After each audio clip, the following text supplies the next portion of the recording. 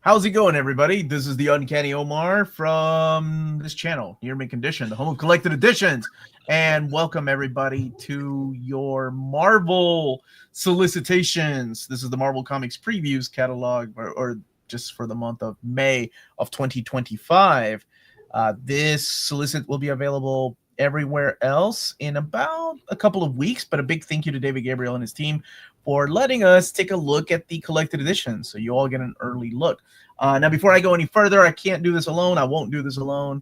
I've been doing this with my friends for so many years now, and I don't think any of these people need introductions, just in case. I'm going to start with Crisis. Hello, I'm Crisis with a K, coming to you live from a particularly beautiful day in New Zealand. You can find me on the web at crushingcrisis.com, where I have reading orders to all of these books we're about to talk about, and also on my YouTube channel, Crushing Crisis, where I talk about weekly polls every Monday at great length and sometimes at great pain, depending on what I have to read that week. There you Sunday go. for us. Right, Sunday for the rest of the world, Monday for those of us living in the future in New Zealand and Australia. So strange. Thank you for that, James. And to his right is the man with the dog mask. Heyo, I am adorable Omnidog from Omnidog's Vault, which Crisis has dubbed the home of very cool ideas. So I've trademarked that. Thank you. And I'm already suing Omar because he's going to steal it from me. Okay. You're not a blind woman. I'm not going to steal from you. Oh, dude. Too soon. Too soon. Omnidog's Vault, right there, the home of great ideas, poorly executed. I'll add that to that. And underneath me is Max. What's going on, Max? Hi, I'm Max. I read books, I play guitar, I write music, arrange music, do a lot of music things. A few weeks ago, Peter kind of strong-armed me into actually making videos. So now I'm uploading a video every Sunday where I'm making John and George roll over in their graves by adapting different Beatles songs. So if you want to check those out, they're on my page. But not Paul. Paul would be cool with it. Yeah. And he's also and he's also alive. And if anyone wants to hear him sing and dance, tip him. Yes, I will do anything for money. And confirmed. Let me and the last person, I'm gonna let him introduce himself. Is Tyler. How are you, Tyler? And where are you found on the internet? I am Current Tyler, and I can be found on You Know Who Expose, which is a newish YouTube channel. But in the past I've done streams with Crisis. I have guest star on your channel before, so here we go. Okay, there you go. Big X-Men fan, which is why I invited him here for a reason. Also, yes. Omar, should I get bangs? No. Wait, you're a grown woman. You can do whatever you want to. Don't ask me for it. I'm sorry. I don't know why I was offended that you asked me for bangs. Thank you so much, Mr. Tex, for the super late. That was like 10 minutes ago. I think she has bangs now. You have no, it doesn't. It's not. It's a lot longer than that to get bangs, Jess. Oh, really? This is in the 1930s. You just put the bowl on and you cut across. Yeah, that's a bowl cut. Oh, Paul has been dead for 60 years now. I get the that. Real Beatles fans know, right, Jess? Oh, you're talking about Fall? What do they call him? You conspiracy theories? Fall? Is that what you all call the fake Paul that died in the car, or the real Paul McCartney that died in the car accident? What do you call the fake Paul McCartney or something? Yeah. Wow. Where are the tin hats? Where's Lars? Lars is in a secret location in some kind of bunker somewhere with also a tinfoil hat. He will be back with us for our evergreen chat. What's up, Phil? Somebody was asking about the Epic announcements. I don't have a date yet, but it should be soon, I hope. It should be soon. So we have lots of books to talk about today. And, of course, the editions that were a big surprise. We're going to actually kick it off with one of them. So let me go ahead and share the screen really quick. All right. Let's do this thing. Now, let me make sure that you all can see that just fine. Is that big enough? I assume that's big enough, right? All right. Hopefully, Curtis will be joining us here when we get to the epics. All right. So, Venom, Agent Venom Omnibus, or Agent Venom Omnibus, is coming out, and it is slotted for September of 2025. This is the book that I announced, and let's see how good we were. 1,464 pages. This is a big omnibus, collecting the agents, it was just called Venom, 1 through 42, 13.1 through 13.4, 27.1, Venom Space Knight 1 through 13, Minimum Carnage Alpha, Scarlet Spider 10 and 11, Minimum Carnage Omega, and then where the story began with Amazing Spider-Man 654, the Beast story, and 654.1. This is a big book. I know we're going to be talking more about this later, but I was really, really surprised when they added Venom Space Knight, because I thought that would make for another book, like a Cullen Bunn era of the Agent Venom. But yeah, this is really surprising for the Tiger Eyes poll. We've often struggled with how to map this because we usually, for modern omnibuses, we don't assume Marvel's going to really push the weight limit other than for an event where they have to. So frequently we map this into halves with the Rick Remender stuff on its own because his name can sell. And then maybe Bunn with the Thompson stuff, maybe Thompson with a Guardians of the Galaxy solo omnibus, because there are a lot of other short Guardians of the Galaxy series and he was on the Guardians at that time. So it's honestly just really cool to see all of really the Flash Thompson significant material in one book. It's a great read, y'all. When I announced it, I think it was Agent Venom Omnibus, wasn't it? I think that's what I was given. They might have changed it or they might go back. Then again, it says not final art, so they could always change that to 1,464 pages, $150. Is this the biggest omnibus? No, that would be, I think Squirrel Girl still beats it, and so does Avengers versus X-Men. I think Avengers versus X-Men is still the biggest omnibus. And please, somebody in the comments, correct me if I'm wrong. Wait, I don't have to say that. You know you will. Yeah. You know you will. Secret Wars is coming out. This is resolicited. This is, of course, their new editions. What do they call the Marvel Archive Edition, Marvel Superhero Secret Wars Gallery Edition. So this is taking all the ads and everything. It's the most recent printings of the facsimile editions of Secret Wars. And this one here is collecting all of Marvel Superhero Secret Wars, the original 12 issues. And it is 480 pages, $125. So these, can somebody triple check for me?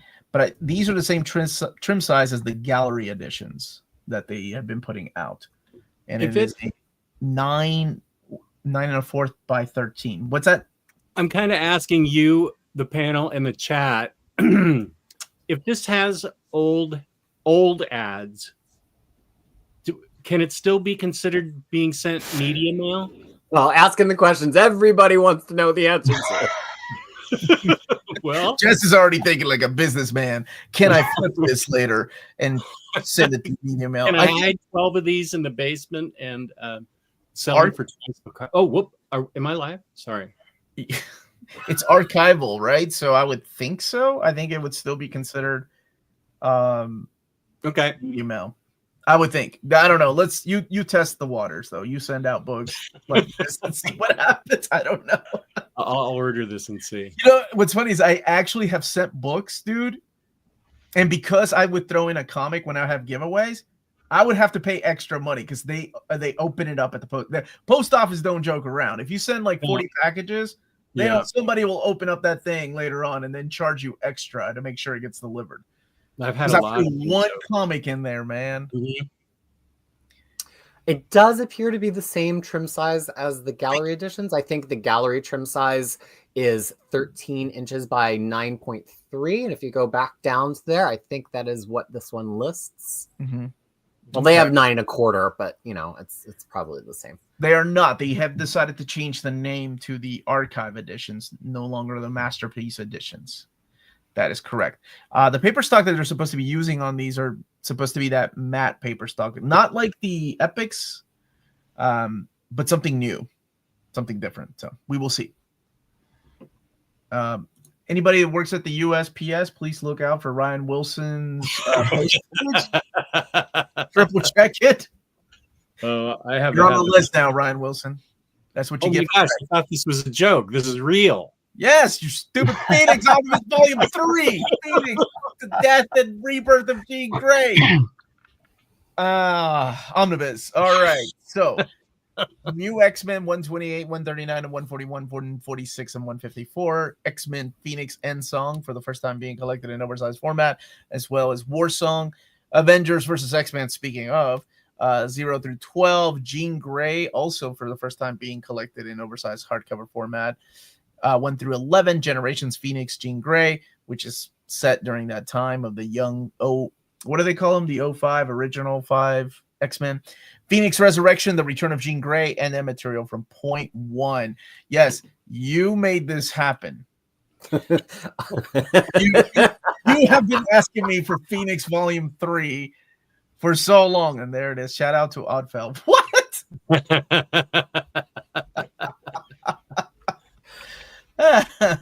So I you know, the map on this, it's people have been asking me like, should I buy this? And I keep saying, well, it's the death and return of Jean Grey. That's what it is. That's why it's called the death and rebirth of Jean Grey. If you want that story, it's in here. But Tyler, I haven't heard your opinion yet. Do you think for that theme, this is the right map? Is there something conspicuously missing? Well, I think it is a pretty good map. I'm not sure about having AVX in it though. So that's the part which I'm kind of like, why is that included? I mean, it involves more Hope, right? Not so much Jean Grey. Yeah, Peter and I had a conversation about this. I said the same thing, and Peter did not agree with me. But maybe he might agree with you, Tyler. I don't know. Yeah, it sounds so much better coming out of your mouth, Tyler. What the? I said the exact same thing, and you were like, I don't agree with that at all. I think this is well, you know, but because I think it's part of the Phoenix Force story, but I just think this was a great opportunity to get X-Men Red in a book. And X-Men Red, in terms of page count, is like the same page count as Avengers versus X-Men 0 through 12.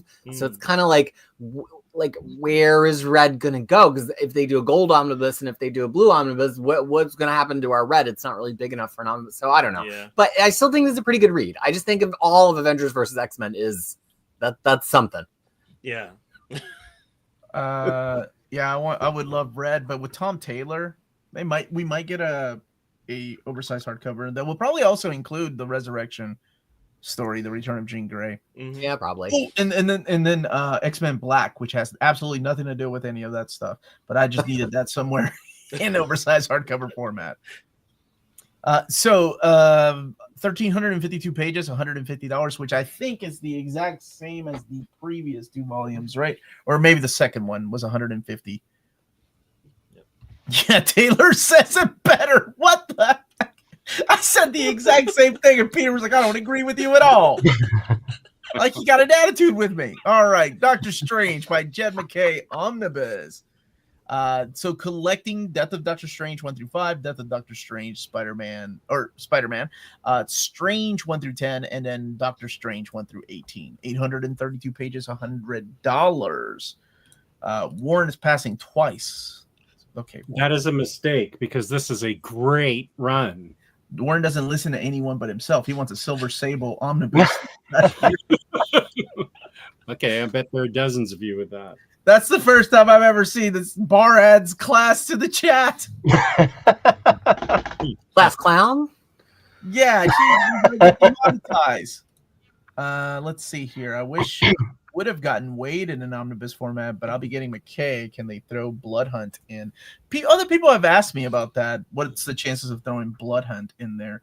And I don't want to spoil what happens because he does play an important part, but I think it would just be that final issue that they would include. I don't know, Peter, what do you think? Well, actually, I want to toss to Max because I believe, Max, this is like your number one favorite run of the past couple years. So you know it front to back. Yeah. Should it have Blood Hunt? I think so, yeah. Because Blood Hunt is just 5 issues. If you should just collect the main thing. And what happens in those 5 issues inform the final issue of Doctor Strange. So it's kind of, you'd have to make like a summary page for just the final issue of Doctor Strange if you wanted to make sense, which would be a bit, weird and not in a fun way. But I'm very excited. When this got announced, it made my week. It made my whole week. Well, I'm glad that I was able to make your week. And others have asked about. I think I've already asked about that, didn't I? Did I not ask about the death? No, that was Strange Academy, and they said no. Okay, I'll ask about the rest of Death of Doctor Strange. Adding it's 5 issues of Blood Hunt, right? Yeah. And there's like a half issue from Free Comic Book Day, but yeah. Yeah. I feel like that's going to be well, it's already getting an oversized hardcover. That's going to be the red band, and it'll probably get an omnibus.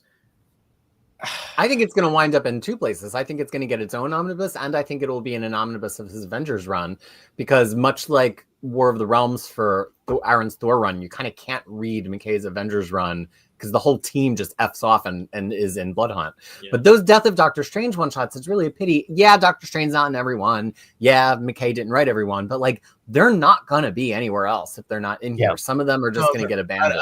I don't see them being anywhere else. But in the past, they've said no because a creator didn't work on those books. But I can still ask. When Peter and I usually do our roundup of all these announcements, which will be sometime in March before we start the reprint stuff, I'll bring my pencil and paper to see what people have wanted added.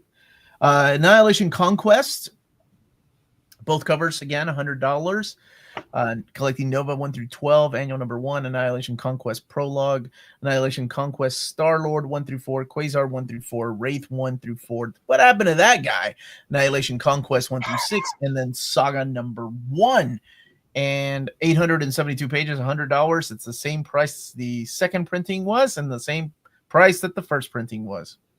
Inflation. Tomb of Dracula, Volume 1. Oh, man. Wow. I got rid of these. I got rid of 1 because I was like, I'm never finding 2, and now they're reprinting 1. Tomb of Dracula, 1 through 31. Werewolf by Night, 15. Giant-Sized Chillers, 1. Giant-Sized Dracula, 2 through 4. 784 pages, $100. Parental Advisory. People have asked me if it's going to have the new scans from the Masterworks. I don't know. I really don't know. I would love for them to, but it's the same mapping as the original Omnibus, and that's different than the mapping that they're using for the Masterworks. So, I don't know. I can always ask and see. But I'm looking forward to that one. That one's one that I've been voting for 5 years. Anybody here playing? Matt, are you still watching? Multiverse role-playing game. I can't reach it. Wait, this is you, Peter. You're a nerd. Tyler's got him. I've got mine right up there. Oh my gosh, Tyler's a nerd too. I have the books. I just don't have the party to play this. Aww. I would love to play this. You mean friends? Yeah. Sorry. Unfortunately, yeah. Oh, dude. We got you, man. Jess, we're going to turn this into a live play channel. Just you wait. Yeah.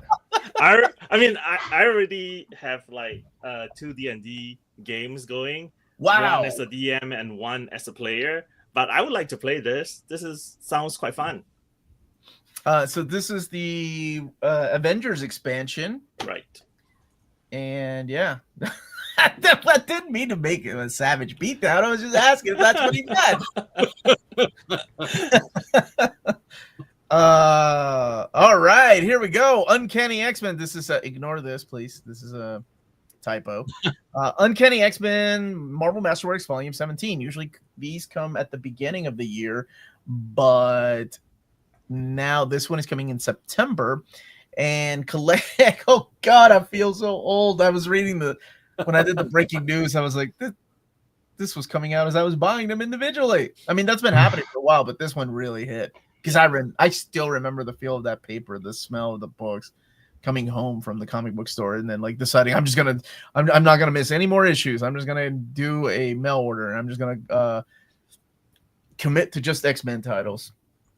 244, first appearance of Jubilee, taking us all the way to 255. It's got that iconic Silvestri cover with Wolverine on the cross. Classics X-Men 39 is interesting, and so is What the. Those have never been collected in previous Masterworks, right, Peter? Yeah, I don't think they've put any classic X-Men in a Masterwork yet. Because Yeah, Masterworks are always by when they're released, and so it hasn't really been relevant, I guess. Is that a Mr. Sinister Scott Orphanage backup? Let me look at what the No, it's a Jim Lee one. Yeah. Oh, like, because Jim Lee drew it. art. Yeah. Yeah. And Jim Lee, of course, is who you use for the artwork here. This is his very first X-Men comic right after he got finished with Alpha Flight. They put him here, and then before you know it, he came back with Acts of Vengeance. And Is there any Phoenix in this that I'm interested in? During this time, Phoenix is hanging out with Excalibur. X-Factor. Oh, you mean Rachel? Okay, Rachel is Excalibur. Yeah. Yeah, Jean didn't have the Jean may or may not have the Phoenix Force during this time. She was hanging out with X-Factor. X-Factor. She did, right? This is after Inferno. Mm-hmm. She has all the memories, Madeline's memories, and everything. I think. Yeah. Yeah. And then the Marvel Masterworks The Man Thing Volume 2. The restoration on these were beautiful, by the way. The comparison I did between the Masterworks and the Omnibus, man, it's crazy just how much they went to the original art just to restore it. Man Thing 2 through 14, Giant Size Man Thing 1 and 2, Monsters Unleashed 5, 8 and 9, 360 pages, $75. Oh, I'm so sorry, I forgot to mention the X-Men one is $100. It's 432 pages. Whoa. But the X-Men Masterworks have been $100 for a while now. Yeah, the last one was $100 because they're always a little bit bigger. And woo, here we go. X-Men Age of Krakoa, Dawn of X Omnibus Volume 1. Collecting X-Men 1 through 7, X-Force 1 through 8, Marauders 1 through 8, Excalibur 1 through 8, Fallen Angels 1 through 6, New Mutants 1 through 7, Wolverine 2 and 3, Giant Size X-Men Jean Grey and Emma Frost, material from Wolverine number 1, 1,400. Dude, yes, I knew it was going to be over 1,400 pages. 1,472 pages. Good Lord. $150. Okay. Of course. We love you, Warren. I Stay know. strong. No, Where's no. my Silver Sable Omnibus? All right. Let's not try to stay here for about 30 minutes. Okay. So I know I saw all the comments, and I saw the comments of why isn't House and Powers of X in here? I did ask, and I tried, and honestly, it was very close. It was almost going to be, and then they thought, well, maybe we'll just change the mapping on this, because the original mapping on this didn't go all the way to issues 8. Like, they stopped at like issue 4 and 5, so it wasn't going to be as big. It was going to be a little bit smaller. And at the end of the day, you know, here's the thing. Like, I was like, if we're going to get this, please, I know that, you know, they're trying to test the waters again with oversized hardcovers with some of the new releases coming out later this year. But I was like, please reprint House and Powers. At the very least, reprint the OHC so people have a chance to get the story that kicks off this era. And they did. That's why I announced. And I was like, I'm going to announce them together. Like before I even announced this, I was like, I need to make sure that book is going to get reprinted, and that's why it's in the December solicits. So with that coming out, this immediately follows it because this is the new era of X-Men. It's the Krakoa era of X-Men that a lot of people have been wanting, and when I say a lot of people, I mean a lot of people. It's the amount of reaction that video got. It just makes me happy that it made that many people happy. And I could tell you a lot of the behind the scenes stories, like when we were going to get this, if we were going to get it in the next few years, and how we were going to go about it. But I'd rather just celebrate that we're actually getting it. It's freaking awesome. Thoughts, Tyler? What do you think? Yes. Give me everything Krakoa, even if I have to buy Fallen Angels again, even if I have to read X Life and X Death, Stinky Wolverine, and Marauders Volume 2. Give me everything. I don't mind all those bad stuff because there are a lot of good stuff in Krakoa, in the Age of Krakoa. So, yeah, give me everything. But I do have suggestions to change out 3 books in this volume. I ain't listening to your nonsense. Hold on a second. Come on. Oh, man. How many Omnis? They told me 10. They have mapped out 10. Maybe 11. I don't know what that means. But, Peter and I have always said, I think I mapped out 10 or 11. I think Peter mapped out 10 or 11. So yeah. But keep in mind, it will be something, I'm sure, like Age of Krakoa, Dawn of X, 1 and 2. Reign of X, 1 and 2. Sword of X. Destiny of X. Trials of X. So they can always go with 1 or 2 volumes, so you don't have to get the whole thing. Oh, man, and there was something really cool that almost happened, too, with one of the covers, but it was just, unfortunately, couldn't do it, so. So let's not lose sight of Tyler said there's 3 other things you would. All right. All right, Tyler, what do you got? What do you mean? What do you know? Okay, what do you want? Because I think, 2 things. Giant size Jean and Emma shouldn't be here. Because I think it works better with Giant Size Phantom X and Giant Size Storm together. So Jean, Emma, Phantom X, and then Storm, right? As one story. And then you can replace the Giant Size Jean and Emma with Giant Size Nightcrawler, because that story seems to happen kind of earlier in the Age of Krakoa. And then the second one I think we shouldn't have here is Wolverine 2 and 3, because Wolverine 3 starts with Logan and Max in the Green Lagoon, which did not happen until X-Force 9, which is not included here. So you can replace it with X-Men 8 and 9, actually. So these are the only 2 changes that I would suggest. Okay. Oh, and maybe take out the last 3 pages of the A story of Wolverine 1, because that continues into Wolverine 2 and 3. Okay. Yeah, Tyler, that's my concern here. Like, I want it because I want everything in reading order. If it's not in reading order, I have all my digital versions. So to me, the attraction of this is like that it's going to be perfect. And if they're just using the order that things were released or that got fit into the anthology trades, that order is wrong. So if we're just going to get that, that's just trash. It's just more trash to throw in a trash can. But if they actually Jordan White has established that he's got a PDF of the perfect Krakoa reading order that he established as the editor of the line, and he does work for Marvel. So if they don't talk to him to get this put in the right reading order, and I'm not talking about taking things from like years later and pulling them up. I just mean there was generally an acknowledged order of like when things were happening based on any given month when they came out. If they're not going to do that, there's just 11 books of trash. Exactly. Okay, but looking at this, don't you think they've already put some thought into it? Oh, well, I mean, Tyler made some good points. There's some things in here that I know what he's saying about X-Force, but I think I would still. Oh, okay. Wait. You're talking about it when you were reading it, and these did come out. This is why I didn't want to spend 30 minutes on this. Well, we can punt to another stream if we need to, but. I see what you're saying. I'm surprised you didn't ask for the 5 pages of what's it called to be added. Well, I want the 1 page of Marvel Comics 1000 to be added. Okay, and there was something else. But that one can be added towards the X of Swords, right? So the one that you're talking about is incoming. Is that the one that you're talking about, Omar? Yeah, incoming is what I was But talking yeah, but incoming should go together with X-Men Fantastic Four as well as Hellions one. So because it involved Sinister, so that kind of makes sense over there, which Yeah. I hope is in volume 2.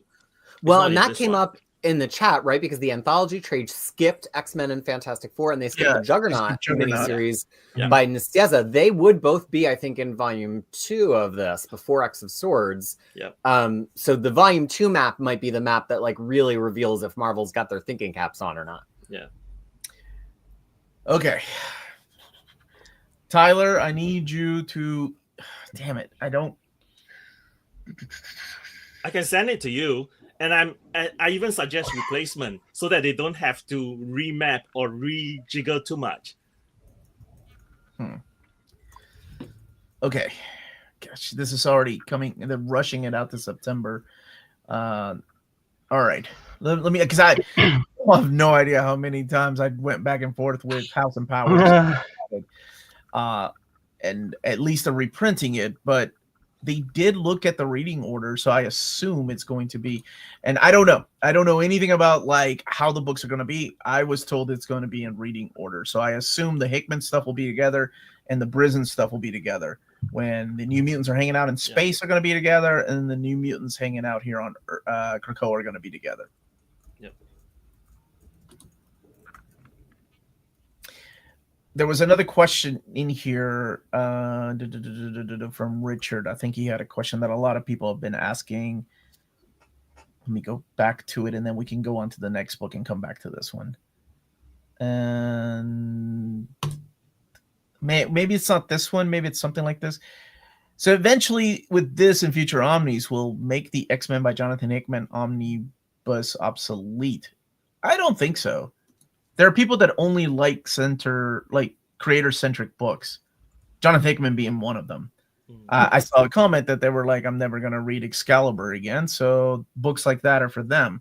And if you're asking if there's going to be more creator-centric Krakoa era books,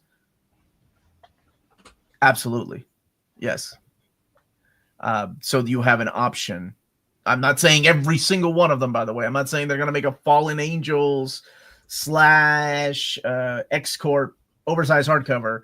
I'm saying it's going to be like creator-centric Omnis that will be coming out that haven't been announced yet. Shut up, Peter. That's not what I said at all. I said the exact opposite.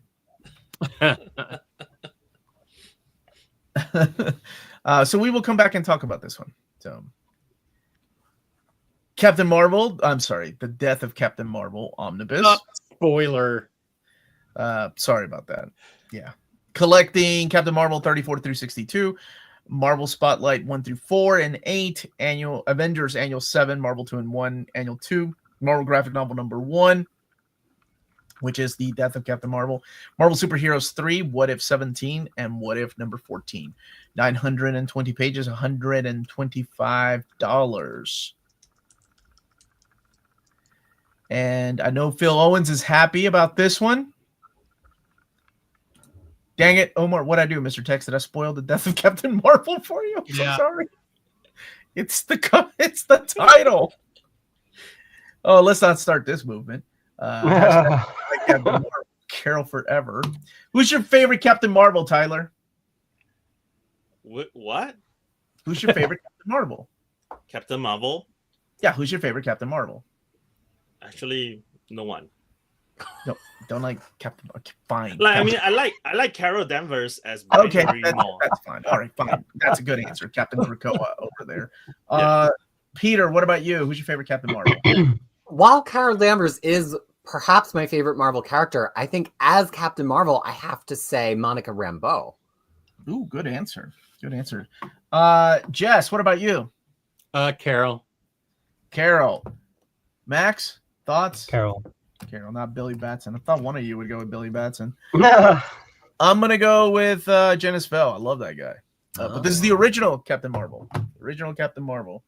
Oh, yeah, I just sold that book. Oh, I mean, I gave it away. You better be sending a media mail. Oh, here, this one's for Jess. All New X-Men by Brian Michael Bendis Omnibus. Collecting All New X-Men 1 through 15, 18 through 41, and Guardians of the Galaxy 11 through 13. 1,048 pages, $125. Jess, tell me about this era of X-Men. What makes this one so good? Oh, there, you and Warren can tell me all about it, buddy. Oh no! Oh my God! I have something in common with Warren. This has a lot of Emma and magic in it, so I thought it was an interesting storyline. I thought that put together with Uncanny. He was great. Go ahead. I thought I loved the art, and I loved that it was when you put it together with Uncanny, it made a cohesive, interesting story. It did get complicated pulling the original 5 and then the future 5 back, but I just really found this cohesive, well written, and interesting. And I have to say, shout out to the lettering in this, because this seems to be the X-Men font. And maybe there was an X-Men font previous to this, but the lettering in this I thought was really extraordinary, and it seems to have followed through the Krakoa era. And it's very readable and stylized and cool. And I just liked the whole concept in this. I understand people didn't like it; they don't like Bendis and X-Men and stuff, but I don't know. You don't have to be people. You could just say Omar and Peter. Omar, the rest of this panel didn't like it except me. Those guys, but I did. No, I actually enjoyed it. I think. Good, Tyler. I love you, buddy. Yeah, I mean, am I going to be like, oh, I feel like reading X-Men, and I immediately think of Bendis? No, but when I was reading through it, it was quite fun. Okay. Yeah. I didn't say the high point of the book, Marcelo, was the lettering. I was just pointing out I'm noticing lettering, which is important for all the letterers. I've never heard Jess talk about lettering in my life. This is exciting. Peter, come on. What's your opinion on the lettering in this book? I don't specifically recall the lettering.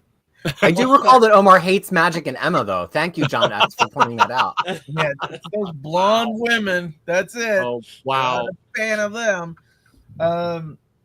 I have a lot of issues with this, but I will say, when old Cyclops sees young Jean come from the past, I thought that was a really pretty and innocent moment of, don't take it out of context, when he says something along the lines of like, there she is, everything I ever wanted, and she's alive. Because this is during the period when Jean was dead too. It's also important to note that.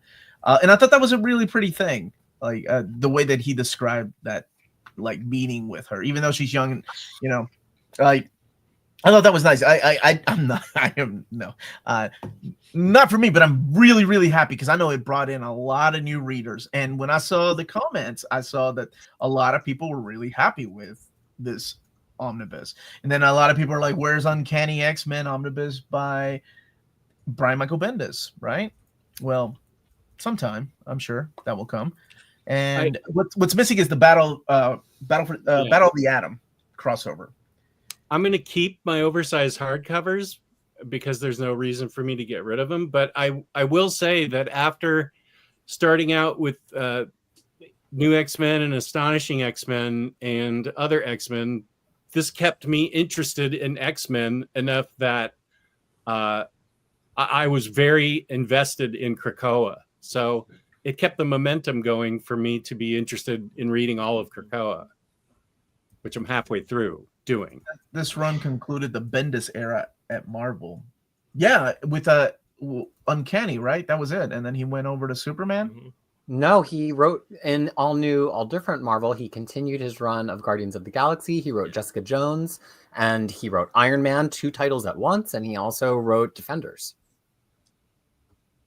Why are you the way you are, Peter? Oh. Yeah, but Bendis Guardians is like terrible. Well, that's not. Oh god, you got a bunch of haters on the panel today, Omar. You got to keep it rolling. This is like the Eric, league listen. of haters. Listen, Eric, you stand up for what you believe. If you like it, that is wonderful. I think that's great. I think everybody, is entitled to their opinion. Mhm. Even Jess, who likes this, and I love the fact that he's the only one here in the panel, and Tyler that love this run so much. And Max hasn't said anything, so it's 50%. I don't know. I haven't read it. What do you think, Max? Well, I'm curious to read it now. I haven't read it before. Oh, so, okay. It's apparently very polarizing. I've talked about a certain character that I didn't like the way they went with it. I've talked about it with you, Omar, and then you said it started in this era. Oh, So Superman is not in this book. what's that? Superman is not in this book. Bendis is Superman. It's an X-Men book. Of course it's going to be on my shelf. Happily displayed on my shelf with the Bendis name written all over it. I don't care. Here's Just the ask Omar. Austin Omnibus too. Just ask Omar how many onslaught only he has. Just- the opinion neutral thing I'll say about it is everybody in the chat's always saying how complicated X-Men is. They don't know what this Krakoa stuff seems so complicated. That book, whether or not it's got Battle of the Atom, whether or not it's got Uncanny, that's a book you can just pick up and read. It starts at the start. There's nothing that comes before it.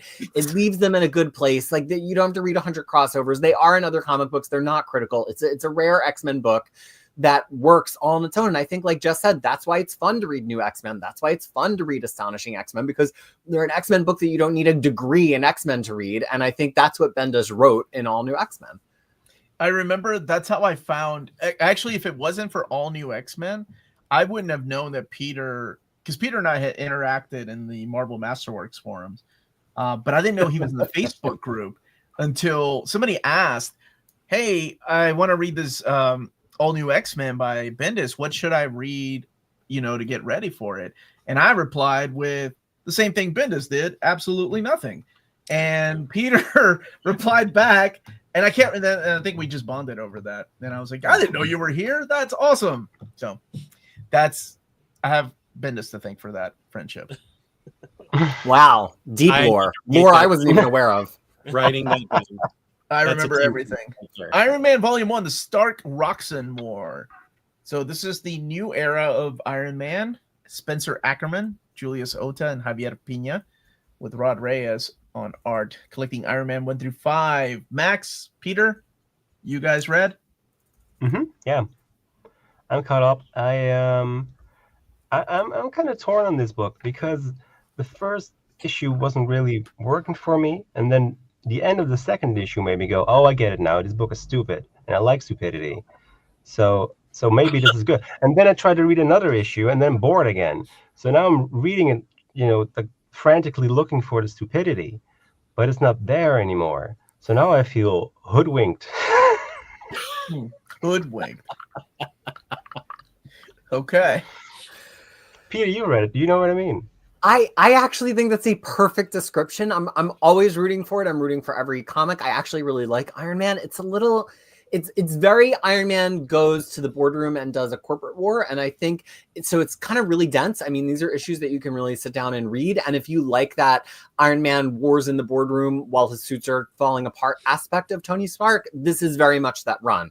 I think coming off of a much more bold and action-packed Iron Man run, and then a much more continuity-soaked Iron Man run before that with Cantwell, I think it's a little jarring. But again, there are people that want to see Stark-Roxxon War is not a war in the streets, it's a war in the boardroom. And I think if you go into that knowing that, you might actually really enjoy it. Also, I do think that Julius Ota's art is really cool. His design for the new somewhat magical suit is really, really cool. So some really fun art in there. I dig that cover.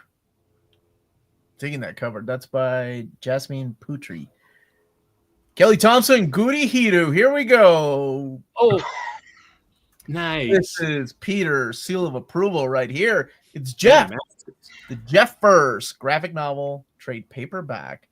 This is collecting It's Jeff First, Extreme Venom Verse number 5, the Jeff story, and Venom War, It's Jeff number 1. 120 pages. $15.99. If you're wondering what is this, you're not playing Marvel Rivals is what's going on. You're not playing Marvel Rivals. And that's why all the cool kids knew who, even my brother who hasn't read comics in years, he was like, dude, is there a comic book about Jeff, the land shark? And I was like, what? Where did that come from? So it is coming out in a paperback format. Spider-Boy, which I have been enjoying a lot. I love it. Volume 3, The Dragon's Challenge by Dan Slott, Paco Medina, and Humberto Ramos. Man, Paco Medina, that guy should have been blowing up. He's such a great artist and he's fast. Humberto Ramos, everybody should know his name from the pages of Spider-Man and Impulse, collecting issues 11 through 16 and $17.99. When do we get a Jeff Nato? Rivals? There's plenty of Rivals people out there, man. Yeah, I'm digging this. I didn't think I would. Anytime there's a new Spider clone, Hard eye roll. Yeah. What is the point? And then I'm like, oh, I really like this character. Bailey's cool, and I like the new girl that appeared. She appeared in the second volume of the trade paperback. The new Spider Girl, but is she from this Earth? I don't know. So Ramos does all of her origin pages. They cut away in every issue to explore a little bit more of her origin, and he does all of that art with is it Delgado who usually colors him, I want to say. I am really charmed by this arc. If the beginning of Spider-Boy, it was very kind of like onesie twosie issues, which I actually really like. This is very much an arc, and it's actually a team up with Daredevil, and it's got Bullseye in it, and it's kind of funny because you think, how can Bullseye translate to what is effectively a kid's comic because he's such a brutal murderer, probably second only to Sabretooth. But Slott really finds a way to make it work, and every issue I go in being like, oh, Spider-Boy, this is at the bottom of my pool, and then every issue I finish and I'm like, yeah, I like that a lot. Yeah, it's definitely one that surprises me, and I like comics like that. I like when I roll my eyes and I'm like, oh, here we go again, and I am pleasantly surprised and can't wait for the next volume. I was kind of like that with Venom, man, like the new Venom by Ram V and Al Ewing. I was like, I'm not digging this at all. But then something happened in volume 2 or 3 that I kind of started to see where they were at least Al Ewing was going. Because I think at that point, Ron B was just out working on his Detective Comics or whatever DC book he was working on. The Immortal Thor, Volume 4, Son of Thor. Al Ewing, speaking of, and Jam Bazaldua, collecting Immortal Thor 16 through 20, 112 pages, $15.99. Is there a book? Are you a fan of Al Ewing, Tyler? I know that Peter and I have talked about Al in the past. Yes, I mean, I am, but only his space and high science fiction stuff. I have. Oh, you're in luck. Thor's in space. Yeah, I mean, nah, not really. But I read his Immortal Hulk, and it didn't quite jive with me, and I absolutely fell asleep when reading his Venom. So there are certain things that he writes that I really love, and then there are certain things which doesn't really gel with me. Got you. Okay. Yeah. Jess, what about you? You an Al Ewing guy? You like Al Ewing? I haven't read enough to have an opinion on him, other than Freddie is constantly pushing me to read more Al Ewing, and Freddie knows my taste pretty well. I have a whole separate section of Al Ewing books, and I just haven't gotten to them. Maybe this is the year that I start to read more Al Ewing. I've heard nothing but great things about him. The stuff I have read, I've liked, but I haven't even read Venom yet or this Thor run, so I don't know. You've read Immortal Hulk, right? I read the first 20 issues and loved them. I just haven't gotten back to it yet. When is that big? There's something big that happens, and I think it was in 25. I don't think I it's a got great issue. Oh, Jess, yeah, you're in for a mind. I know. That's a failing of mine that I haven't read that whole series. So many books, man. So many books. Make this the year of Al Ewing. Okay. Well, I'm looking forward to his Green Lantern. Absolute Green Lantern. I forgot he was doing that. Yeah, he's doing that. Wolverine Revenge by Jonathan Hickman and Greg Capullo. The Best There Is by two of the finest around. That's so cute. He's hanging out in the Savage Land. Now, this book, took me by surprise. My wife was really confused reading the first issue. So she handed it to me, and she said, "When does this take place?" And I read it, and because I don't really read single issues, I wait for trades. I was like, "Oh, I think it takes place in its pocket continuity. I don't think it takes place in the 616 universe." And she got the red band edition, which I'm sure there will be maybe a red band edition, an oversized hardcover of this. I don't know. I guess it depends on the Blood Hunt pre-orders. Is the series done? I think there's one more more. issue. Yeah, Okay. one more. And what are your thoughts? Forgettable. Forgettable? Okay. Yeah, it's not good. Like, it's everything that you expect of a Hickman comic is not here. I think people sometimes forget that Hickman can kind of like go into dumb fun mode because they're used to Hickman being the big thoughts guy, but we've seen him do dumb fun on occasions before. And I think this is, I mean, he's writing to Capullo's strength. You don't bring Capullo back to Marvel to do the second age of Krakoa. You bring Capullo back to Marvel to do a bunch of blood and guts and knives and things. Also, I think, and I'm sure I've said this before, but Hickman has said himself that he knows how much he costs Marvel and the kind of sales he should be delivering to Marvel. Look at the strategy for what Hickman is writing right now. He's giving them lots of series that could stand alone, and then he's doing his continuity thing with Ultimate Spider-Man. Then he's going to do a big 616 event for them later this year. It's about the diversity of content. So it's always going to be a standalone, brutal Wolverine book that has Greg Capullo on art and Hickman's name on it for the rest of time. And Marvel will reprint it 20 years from now to be a compact comic. It's not about the single issue strategy. It's about having a standalone Wolverine book by Hickman and Capullo. So the art's awesome.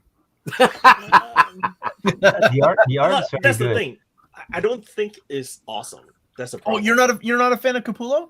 No, I am, but I don't think the art in this in Wolverine Revenge is like 100% great. There are certain parts that are like really, really pretty, and then there are some parts which is just like, wait, Capullo drew this? It's terrible. Could it be the inks? Is it Tim Townsend that's inking him, or is it Danny Mickey? No, Townsend, I think. It's Danny Mickey adds a lot too. And don't get me wrong, you've seen Capullo's pencils. You know he's a very detailed artist. Mm-hmm. But the lines can get really thin, and that, a good inker will bring that out. It's like a lot of people in that Capullo class of artists, which I would also put Gleb. I'd also put Tyler. Who is that guy that drew a lot of Wolverine with Percy? That's like very Capullo adjacent that I don't always love. Bogdanove? Or not Bogdanove? No. But yeah, Bogdanovich. Yeah. Oh, sometimes it's a line weight thing, and a good inker really can make their art hit a lot harder. Mm-hmm. See, I don't know how. I actually agree with Noel. Like, Gods will be that book that people revisit 5 to 10 years from now and be in awe. I really liked it. I know people, like, whenever I did my review of the single issues, there were comments that were like, I don't get it. To me, it felt like the beginning of something that he was building. And I thought it was really good. I really enjoyed it. I think I'm going to be in awe of how smooth it feels as I wipe my butt with it 10 or 20 years from now. How much money are you making that you are using comic book paper? I wipe my ass exclusively with Jonathan Hickman comic books. Oh my God. But yeah, I mean, okay, going back to something that Peter said very early on when I said I don't really like this and that Hickman can do some fun stuff. I mean, I think AVA is fun and good. Aliens versus Avengers? Yeah. Oh, it's so good. It's fun and it's good. Fun and good. Yeah. So that's something which I expected from Hickman. Not this. Okay. Guys, it's Wolverine killing dinosaurs. I'm in. No, yeah, but that's only in the first 3 pages. And that is like when the art is like really, really good. And then you go to the rest, the motivation, everything is just off. Okay, let's move on to Psylocke. Volume 1, Guardian, collecting is it 5-issue miniseries? Or it's an ongoing at the moment. Yep. Is that Mamour Asrar as the cover artist there? Let's see. Vincenzo Caruto and Moises Hidalgo. Caruto killing it on the interiors. Looks like Lara's. How's the story? This is by Alyssa Wong. Have you read this, Max? Yeah. Max How do you loved like it? I like it quite a bit. It's not my favorite of the solo titles, but that's really difficult to do with Storm and Magic, which are just incredible. But this is very, very good. I love the colors in this, and the art is it's very good. And the writing is it's good. It's fine. I agree with Max. I think Max is the one that told me that Alyssa Wong's Deadpool is solid, and I enjoyed it. I thought their Deadpool was good. I wasn't a fan of the Star Wars Dr. Aphra by Alyssa Wong, but I really liked Deadpool. There was something else that they wrote. I can't remember. Captain Marvel was okay, but Jen Basalua's artwork, which I think she's off the book though. Yeah, she's on Thor now. Yeah, I like this. I like this with an asterisk. Like, is it going to go somewhere interesting? But I think it's fun. It's Quanon as Psylocke because Betsy's Captain Britain right now, and so we don't have a lot of Quanon's voice other than Fallen Angels and a little bit in Hellions. I think this is very much for people who enjoyed Hellions. It's got Grey Crow in it. It's got her acting in a way that she acted in Hellions. Yep. It's the plot's a little anonymous, but she's voiced well, and it looks so good. I cannot overemphasize. Yep. Tyler, are you digging it? Yes, I mean, definitely the art sells the kind of average story for now, and I also kind of like the chaotic energy that is being thrown in with like Shinobi Shore in the mix.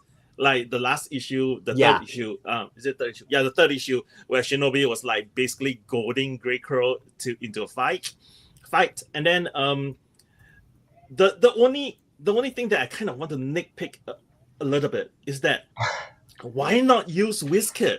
Why Right? It makes me crazy. Yeah, I mean, why do you create a character that is like almost an exact replica of Wizkid and not use Wizkid? I was like, why? But that's like just a nitpick. Other than that, everything that Peter said, everything that Max said is correct. I mean, the art and the colors are beautiful. Man, I really wanted Shinobi Shaw to be huge when I was growing up. I remember like him killing his dad, then finding out he wasn't his father. He had more of his powers like his uncle. And I'm like, oh man, this kid is so badass. And then absolutely nothing happened. 90s X-Men. Yeah. Conquest 2099. Steve Orlando. This is collecting the Spider Side 2099, Web Weaver 2099, White Widow 2099, Ghost Spider 2099, and Madam Web. Collecting Conquest 1 through 5. Okay, these are characters that appear through here. That is an interesting title. Was there Annihilation 2099? And is this the follow-up? I forgot. Continuing the epic saga that began. Yeah, there was an Annihilation 2099. Yeah. Did I read it? I'm sure I've read it. Maybe I haven't. Was Steve Orlando on that one too? Yeah, he's kind of their 2099 pilot right now. The only 2099 series that Orlando has not written for the past couple of years was a Spider-Man 2099 series by Peter David, but that was set in the original Spider-Man 99 continuity. Anything that's in like current, new, revised 2099 continuity, it seems like Orlando is the pilot. What's up, Joe and Omar? Captain Marvel Thompson Volume 2 Omni still coming this month. Oh no, that is on hiatus until further notice. That blows. It's your fault. It's your fault, Jess. What? You I didn't buy enough copies of Volume trades like I 1. was supposed to. I You were supposed to buy 50 copies of Volume 1. I have the first Omnibus. I bought all the trades for every Captain Marvel book. I manifested it. Somebody's dropping the ball. Yeah, but you bought them when they were still in print. The rule of thumb is that you were supposed to buy them when they're out of print and super expensive. Do not retcon me. That is not true. It's your fault, dude. No. Sentinels, necessary monsters. This was a mini series, right? Collecting Sentinels 1 through 5. Yeah. Justin Mason on artwork. Mason. He was it Luther Strode that he worked on? Justin Mason? And Alex Packnadell. Yep. Is that say Sebastian Shaw? That's the part which Okay, this title kind of like surprised me. Okay. Because I didn't expect it to be anywhere near good, and it turns out to be actually quite good, but it's not consistent. Huh. So Okay. there are some issues works better than others. Like some of them, as like the Sebastian Shaw bit, is like nonsense. Like, why would he be doing that? Like, it's stupid. But then you have like issue 3 and Mystic issue 3, and they work together really well. Like it like a cool experiment for things like that. So I'm kind of like, it's up to you. For anyone who's interested in picking this up, it's like, I don't know, because it could hit very well with some people, and it could be like miss the mark completely for some. Much of X-Men fans online are digging it, which surprised me. It's one of those times when Crisis went off and read a book by themselves and was like, okay, well, this one sucks, right? And then I got online and people were like, oh, it's so thoughtful, it's so cool, it's so neat. So I think opinions just really, really widely vary on this one. There are people who say it's the best book in the X-Men line right now, which is a wild statement, but I have seen it said many times over. Wait, what was the statement? That this is a lot of people think this is the best book in the line. Okay. I do not share that sentiment. No. This is not a Crisis endorsement, Jess. Yeah. Is this a limited series? It is. It was designed Yes. as a limited series, and it very much is limited. Okay, Okay. so you want me to order it right now? Okay. That's all he heard. Yeah. No, you got to wait till it goes out of print so we get a Sentinel Omnibus. What if Galactus? So what if Galactus transformed Gambit, Moon Knight, Hulk, Rogue, and Spider-Gwen? And this is 112 pages, $15.99. And Omar, you got to read the Rogue issue. It's by Ann Nesenti. Oh, I love Anna Sentis. Oh, Lan Medina. I know I got to see on Scott Eaton. Got some good art. Oh, Alex Segura and Matt Groom. Clean the Vasquez. And we have Moon Knight, The Fist of Khonshu, Volume 1, Leave Home, a continuation of Jen McKay's Vengeance of Moon Knight, right? Yep. And this is collecting the Moon Knight Fist of Khonshu 0 through 5.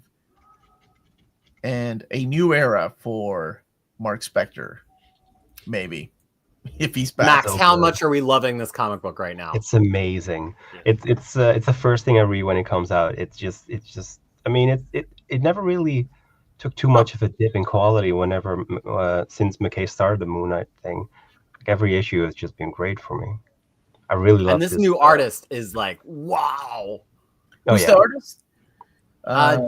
I'm not great at saying it. I tried on my stream 3 times. Devmalia Pramanik. Yeah, that's really good. The art in issue 4 was off the hook. It was, the panel layouts were incredible. Yeah.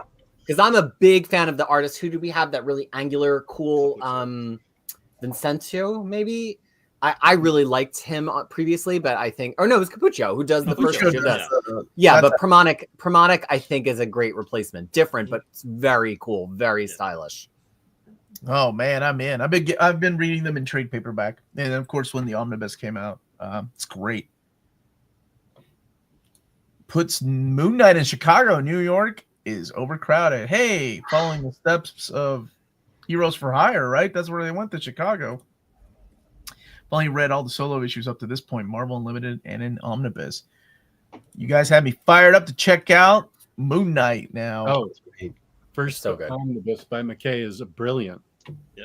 Blood Hunters, Mean Streets. So this, I assume, is a spin-off, not a tie-in to the Blood Hunt. This is by Erica Schultz and Robert Gill, collecting the 5-issue mini. Wait. Oh, there were 2 stories in Blood Hunters then, I assume. There's 2 different Blood Hunt series. That's why it says 2024B in there. Marvel is not great at denoting when there's 2 volumes of the same name that launched in the same year. So Blood Hunters 2024A, or just 2024, is the anthology book from during Blood Hunt that had a backup story that was this team. This is a full 5-issue miniseries just of this team, also written by Erica Schultz, that comes after Blood Hunt. It's kind of like Blood Hunt Aftermath. It has the creepy vampire group that was in Jed McKay's, what were they called? The Blood Gang, the Vampies, whatever he called them, that the Avengers jobbed to them really hard. They're in this. They look very cool. Robert Gill draws them really well. This is okay. I think if you really like Elsa Bloodstone and Dagger, you should read this. It's also got Hallows Eve. So it's like a kind of a grab bag of women characters who aren't really great at holding their own book. And this one couldn't get past issue 5 either, unfortunately. But I think if you like those characters, they're really fun in this book. And it's got White Widow. Whoa, what is this? Chasm Curse of Cain. Steve Fox, Andre Brocardo, collecting Chasm Curse of Cain 1-4, and material from Web of Spider-Man #1. Covers by Lionel Francis Yu. Battle of the Spider Clones. That's right. Ben Reilly and Kane, who was the symbiote Spider-Man for a while in that series. Not symbiote Spider-Man. What was that title called? By Scarlet Chris Spider. Scarlet Spider. Thank you, Max. Dazzler World Tour. Jason Liu, Rafael Luredo, collecting Dazzler 1-4 and Concert of Champions. 128 pages, $17.99. I look to you every time Dazzler shows up, Peter, so I just assume you're super excited that Dazzler got her own. Was it announced as a mini-series, or was it supposed to be an ongoing series? It was always going to be a mini. I don't think, unfortunately, Jason Liu had enough ideas for more than half an issue, so it's probably good that it was only 4 issues. Yeah. No, it's very repetitive. Like 1, 2. I mean, I kind of like issue 1. And then 2, 3, 4 is like, oh, it's the same thing over and over again. Oh, we get a new song. Oh, it's about her past. I was like, songs. Yeah, songs. Yeah. And then, I mean, if you don't have enough story, why not pair Jason Liu up with someone who can really, really excel in the art and do a graphic novel type of thing, or do a one-shot and be done with it? Like, why stretch it out to 4? I mean, I know why. You just want our money, but yeah, but it's bad. And I like Jason Liu. This is not a Crisis hates Jason Liu. I've enjoyed him on many things. Just do not think he was. And he clearly loves Dazzler. Yep. Seeing him talk about her online and in the end notes of the book, he loves her as much as we all do. Sometimes fans shouldn't write their favorite characters. Maybe I shouldn't write Dazzler, but maybe the songs would be better. We'll never know. Okay, the first X-Men crossover from the Ashes era. X-Men Raid on Grey Malkin, collecting X-Men 8-8 and Uncanny X-Men 7 and 8. Whoa! Cool cover. Rogue is knocking out Cyclops. Omar, can you, when you get the preview copy of this, can you send it to me so that I can root beer it? That's my trademark. Okay, I won't root beer it. I'll cook it. What is wrong with you? Because it's terrible. It's terrible. By Jed McKay and Gail Simone, really? Yeah, yeah. Terrible. It's really thinks of like give me editorial the pitch. Give me the pitch. The pitch of why it's bad. No, give me the pitch of the story.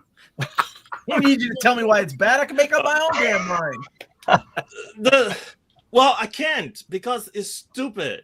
It's like it's like Rogue being, oh no, we need to save Professor X. We don't care about all the other mutants that are being captured. And Cyclops is terrible. I slapped him and he slapped me and he kicked me or something like that. Like something so stupid.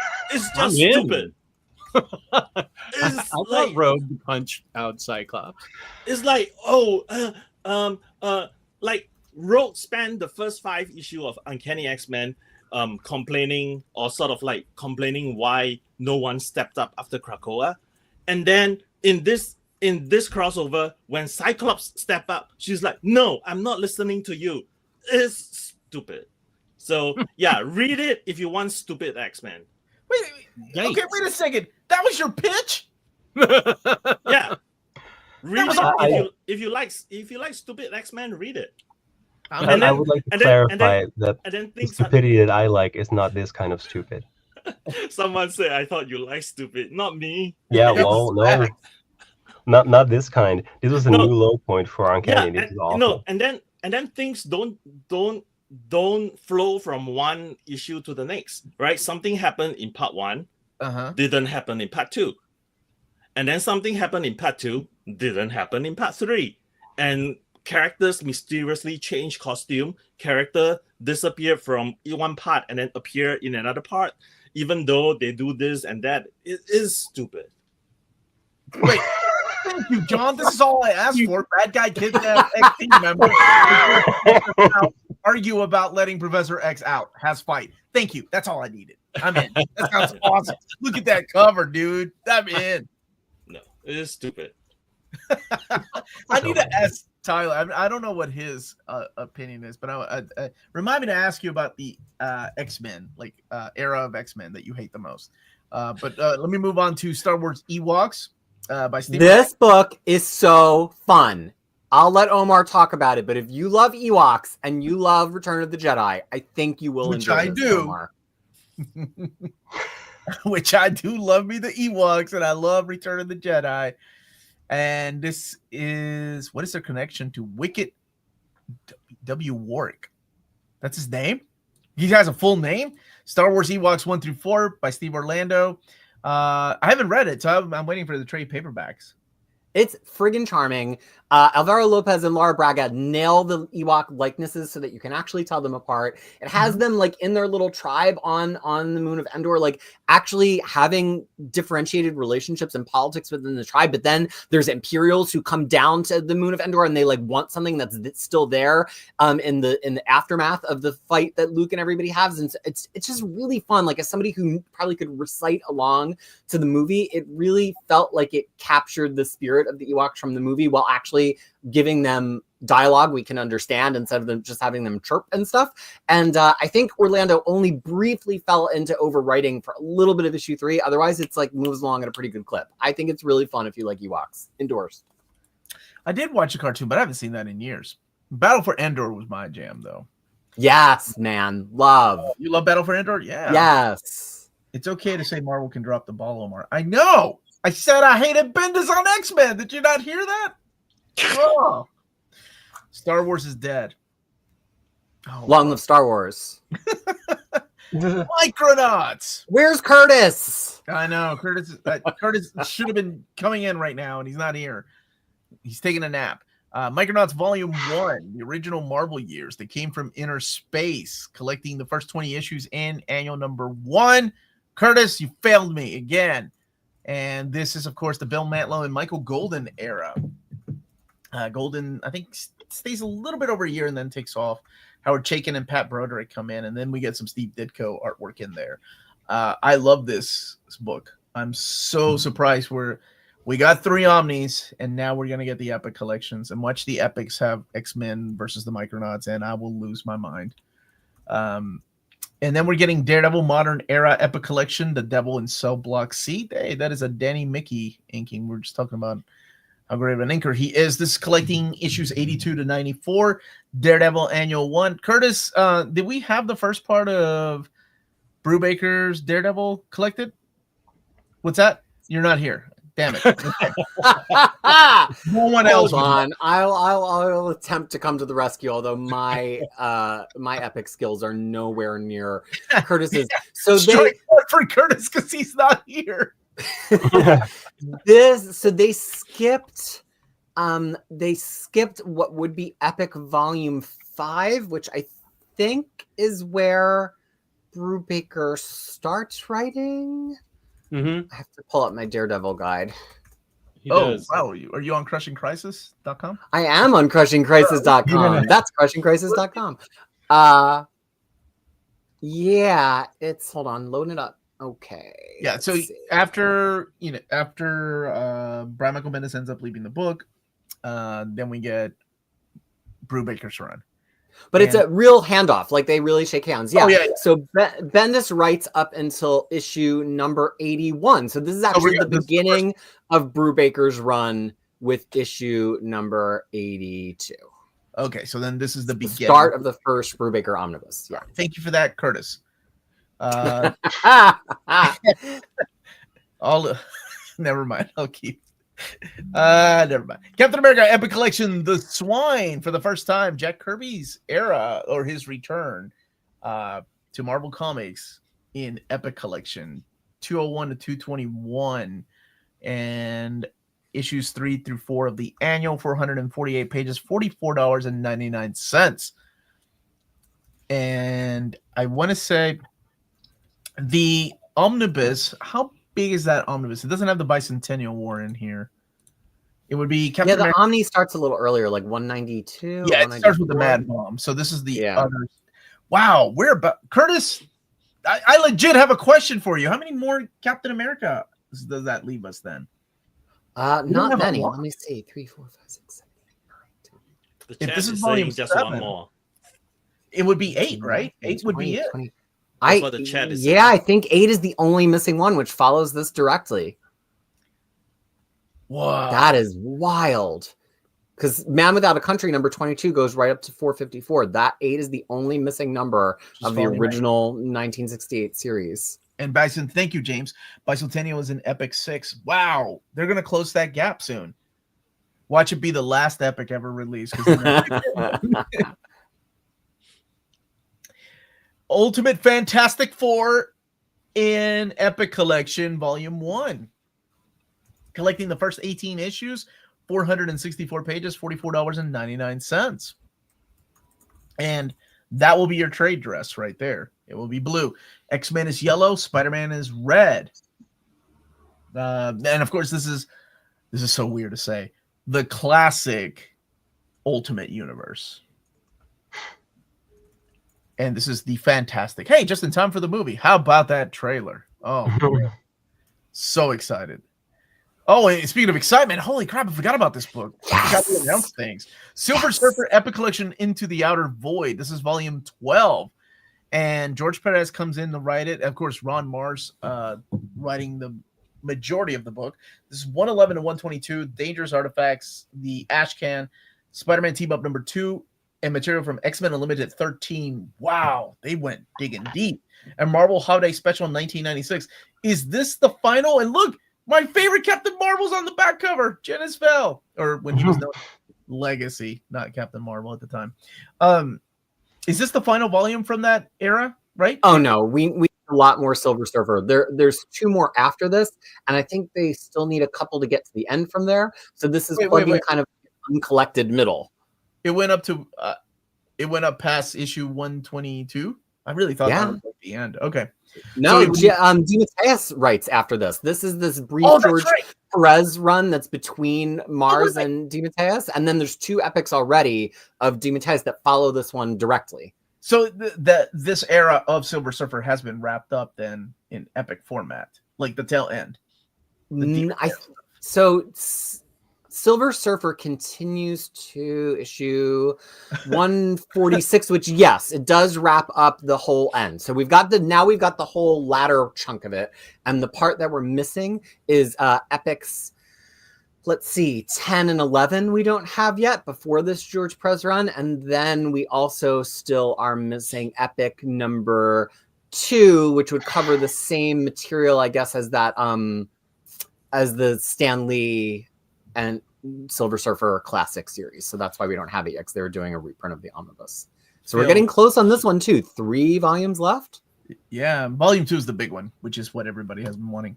Omar, speaking of the upcoming Silver Surfer Omnibus, why isn't it a volume 2? We have a reprint of volume 1. I've shared on my Saturday live streams that volume numbers, like future volume numbers of like 2, 3, 4, and 5 just aren't selling as much as they used to. So that's why you saw the death of Captain Marvel instead of Captain Marvel, the original Marvel Years, Volume 2. Unless it's X-Men and Spider-Man. That stuff doesn't matter what volume number, they will end up selling. But if it's something like Silver Surfer or Captain Marvel, and it doesn't mean they're doing away with the classic Silver Age stuff. I still have like I think 1, maybe 2 books that I haven't announced from that era, the Silver Age going into the Bronze Age, of a future volume of a series. And Deadpool, this is the Gail Simone era. Agent X, collecting Deadpool 65 through 69, and then Rob Liefeld said, "Pay me." and they changed the name to Agent X 1 through 15. 496 pages, $44.99. That was a rumor, right? That was never. I remember when that happened, and the rumor was that Rob Liefeld was like, "I need my money for X-Force, Cable, and Deadpool," and they were like, "Okay, cool. We'll change it to Ecstatics, Agent X, and Soldier X. Have a good day, Rob." What's really interesting about this one is, so this is volume 7. It wraps up that Deadpool run and hops to Agent X. The next Deadpool after this is Cable and Deadpool, which they have started Epic collecting already. But the line skipped Epic volume 6, which is the only one that we're missing in this brief initial Deadpool line right now to get to this. So why would they skip volume 6 to get to this? Maybe because Gail Simone is writing for Marvel right now, and they wanted to have a Gail Simone Deadpool book out there. Also, it's just really good Deadpool material. I remember when we did the Deadpool Evergreen, I actually really wanted to pick this, but I think it had just been announced, so it seemed weird to pick it as my Evergreen pick. But that initial Deadpool 65 to 69 by Simone, such a fun Deadpool story. So yeah, we are now also one book away from finishing this initial Deadpool Epic line. I love this era as well. Love it. I think it was the perfect time for that artwork by Udon Studios. So you had Alvin Lee drawing it. This is crazy. This is when it was just Udon Studios. It wasn't Udon Publishing Company. So they would just, like they did what was Age of Apocalypse. Alvin Lee did the Age of Apocalypse.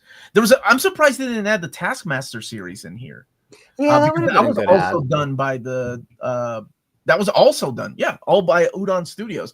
Because Taskmaster looks like that hooded character right there during this time. I actually like that look, which is now super cool with all the kids because it's kind of a Marvel rival look, right? Well, Taskmaster, that mini was from 2002, so I mean, it might be slightly after this. But it would fit with this. I know. The Epics, they're very dogmatic about putting things in that like published in that period. Never heard. Oh, John also said, wish they had the Taskmaster. Yeah, man. Good on that. Yeah, good looking. If Deadpool is Marvel Jesus, that makes Rob Liefeld Marvel God. Oh my gosh. I'm sure he has said that. And the X-Men Reign. What is this? X-Men Reign Age of Apocalypse. X-Men Age of Apocalypse Volume 2 Reign. This is the new printing. Collecting Astonishing X-Men 2 through 3, Amazing X-Men 2 through 3, Gambit and the Externals 2, Generation Next 2, Weapon X 2, Excalibur 2 and 3, X Factor or Factor X 2 and 3, X-Men 2 and 3, Universe X1, and the material from X-Men Year of the Mutants Collector's Preview. 408 pages, $44.99. Man, that I just got volume 1 in, and they are just straight reprints. When Curtis and I saw these, we got to announce them with the Epic collections, and we thought, why didn't they make these into event epics? It would have been the perfect time to rebrand them into event epics. Especially because the series of trades used to be called Epics, so it's kind of like a no-brainer. Why not just call it the Age of Apocalypse Epic Collection? But then you could continue it and collect the rest of Age of Apocalypse afterwards. But Marvel works in mysterious ways. Can you? What's happening there? That's what Jesse said. I can't. Okay.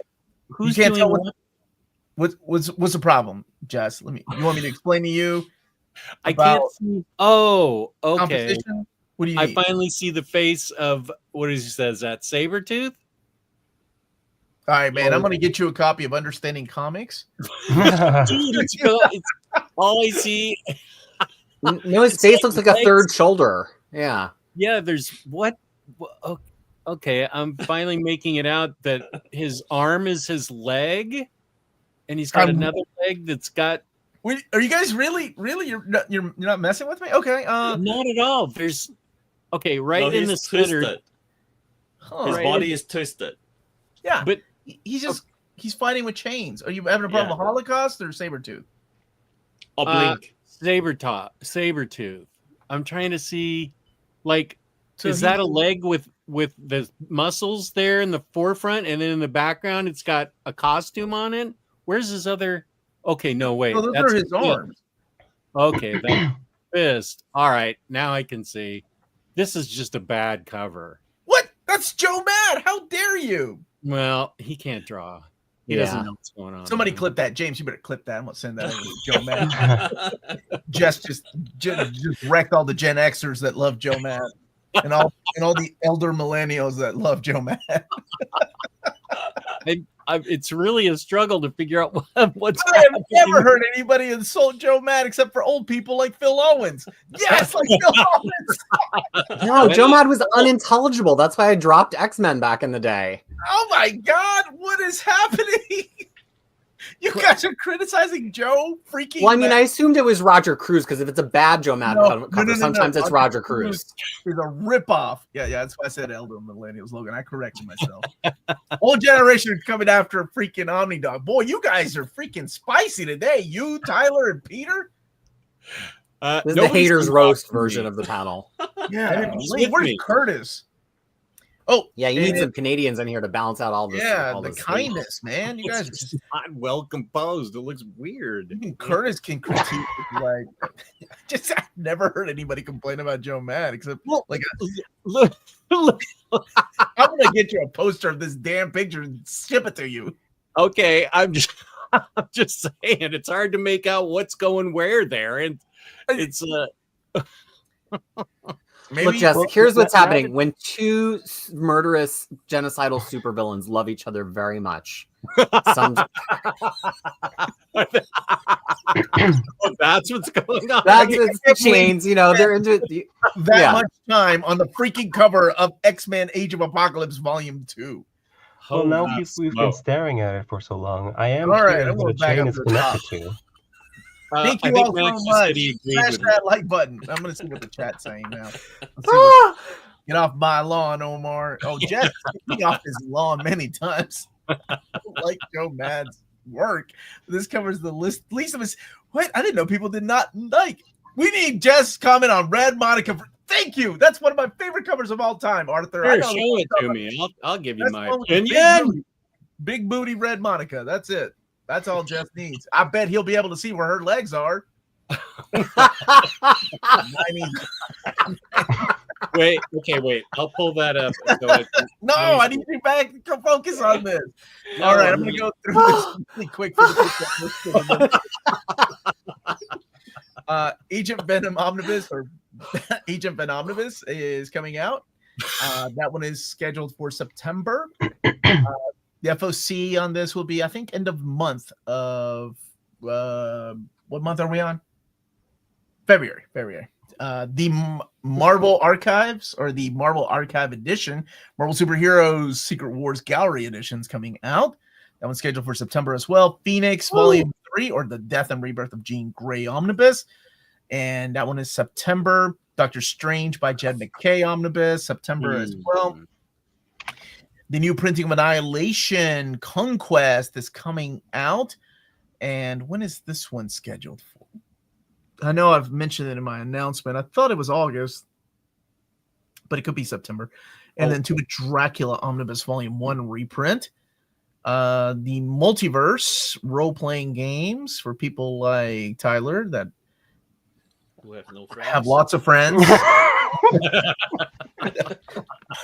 The Marvel Masterworks, the Uncanny X-Men Volume 17, also September, and then the Man-Thing Volume 2, and X-Men Age of Krakoa Dawn of X Omnibus Volume 1, scheduled for September. Man, lots of September books. October comes with the Death of Captain Marvel Omnibus, and the all-new X-Men by Brian Michael Bendis. This one is scheduled for August. Iron Man, June of 2025. This is the new ongoing series. It's Jeff! Coming out in July, the Jeffers graphic novel. No Mighty Marvel Masterworks this time, though. Spider-Boy, Volume 3. And Immortal Thor, Volume 4.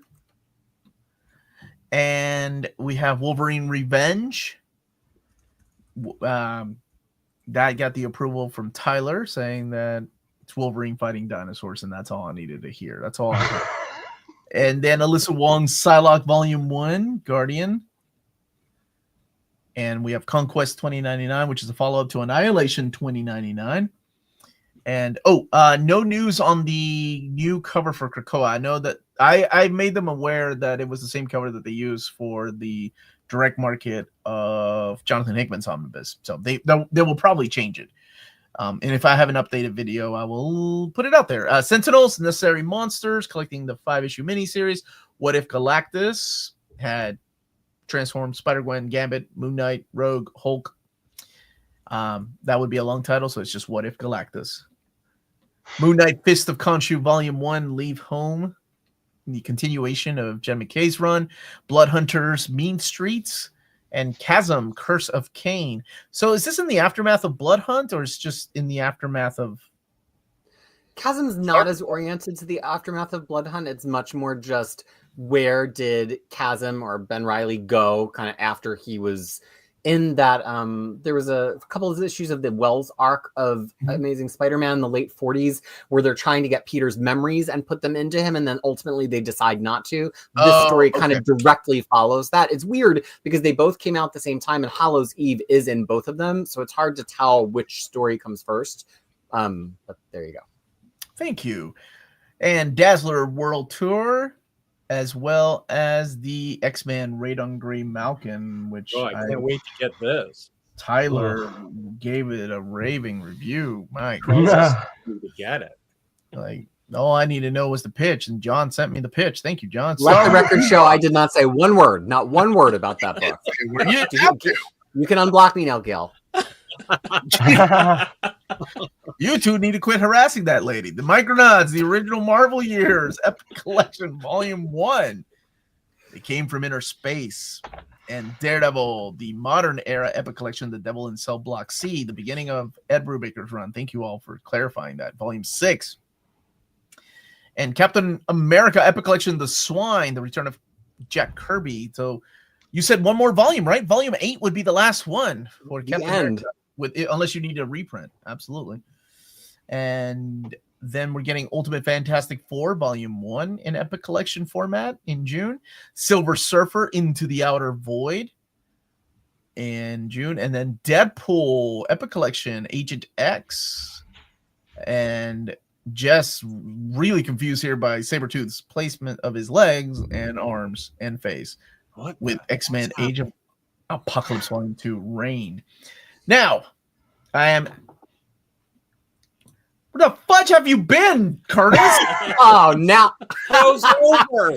First, make him explain this cover. Could you please tell Jess what's happening here? What am I doing? Well, Jess doesn't understand the power of Joe Mad.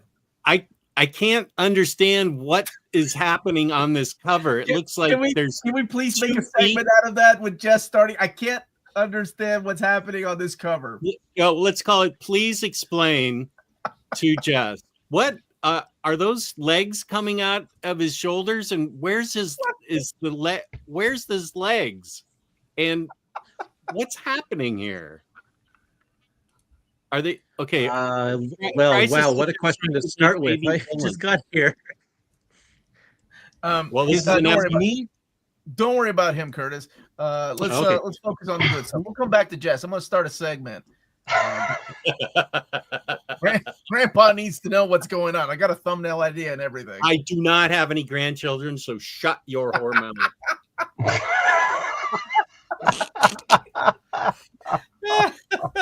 All right, let's go back to the beginning. What is the panel most excited for, Curtis? I'm going to let you go through the epics here in a minute. Tyler, what's your number one choice here? Krakoa Omnibus. Okay. Peter, Crisis.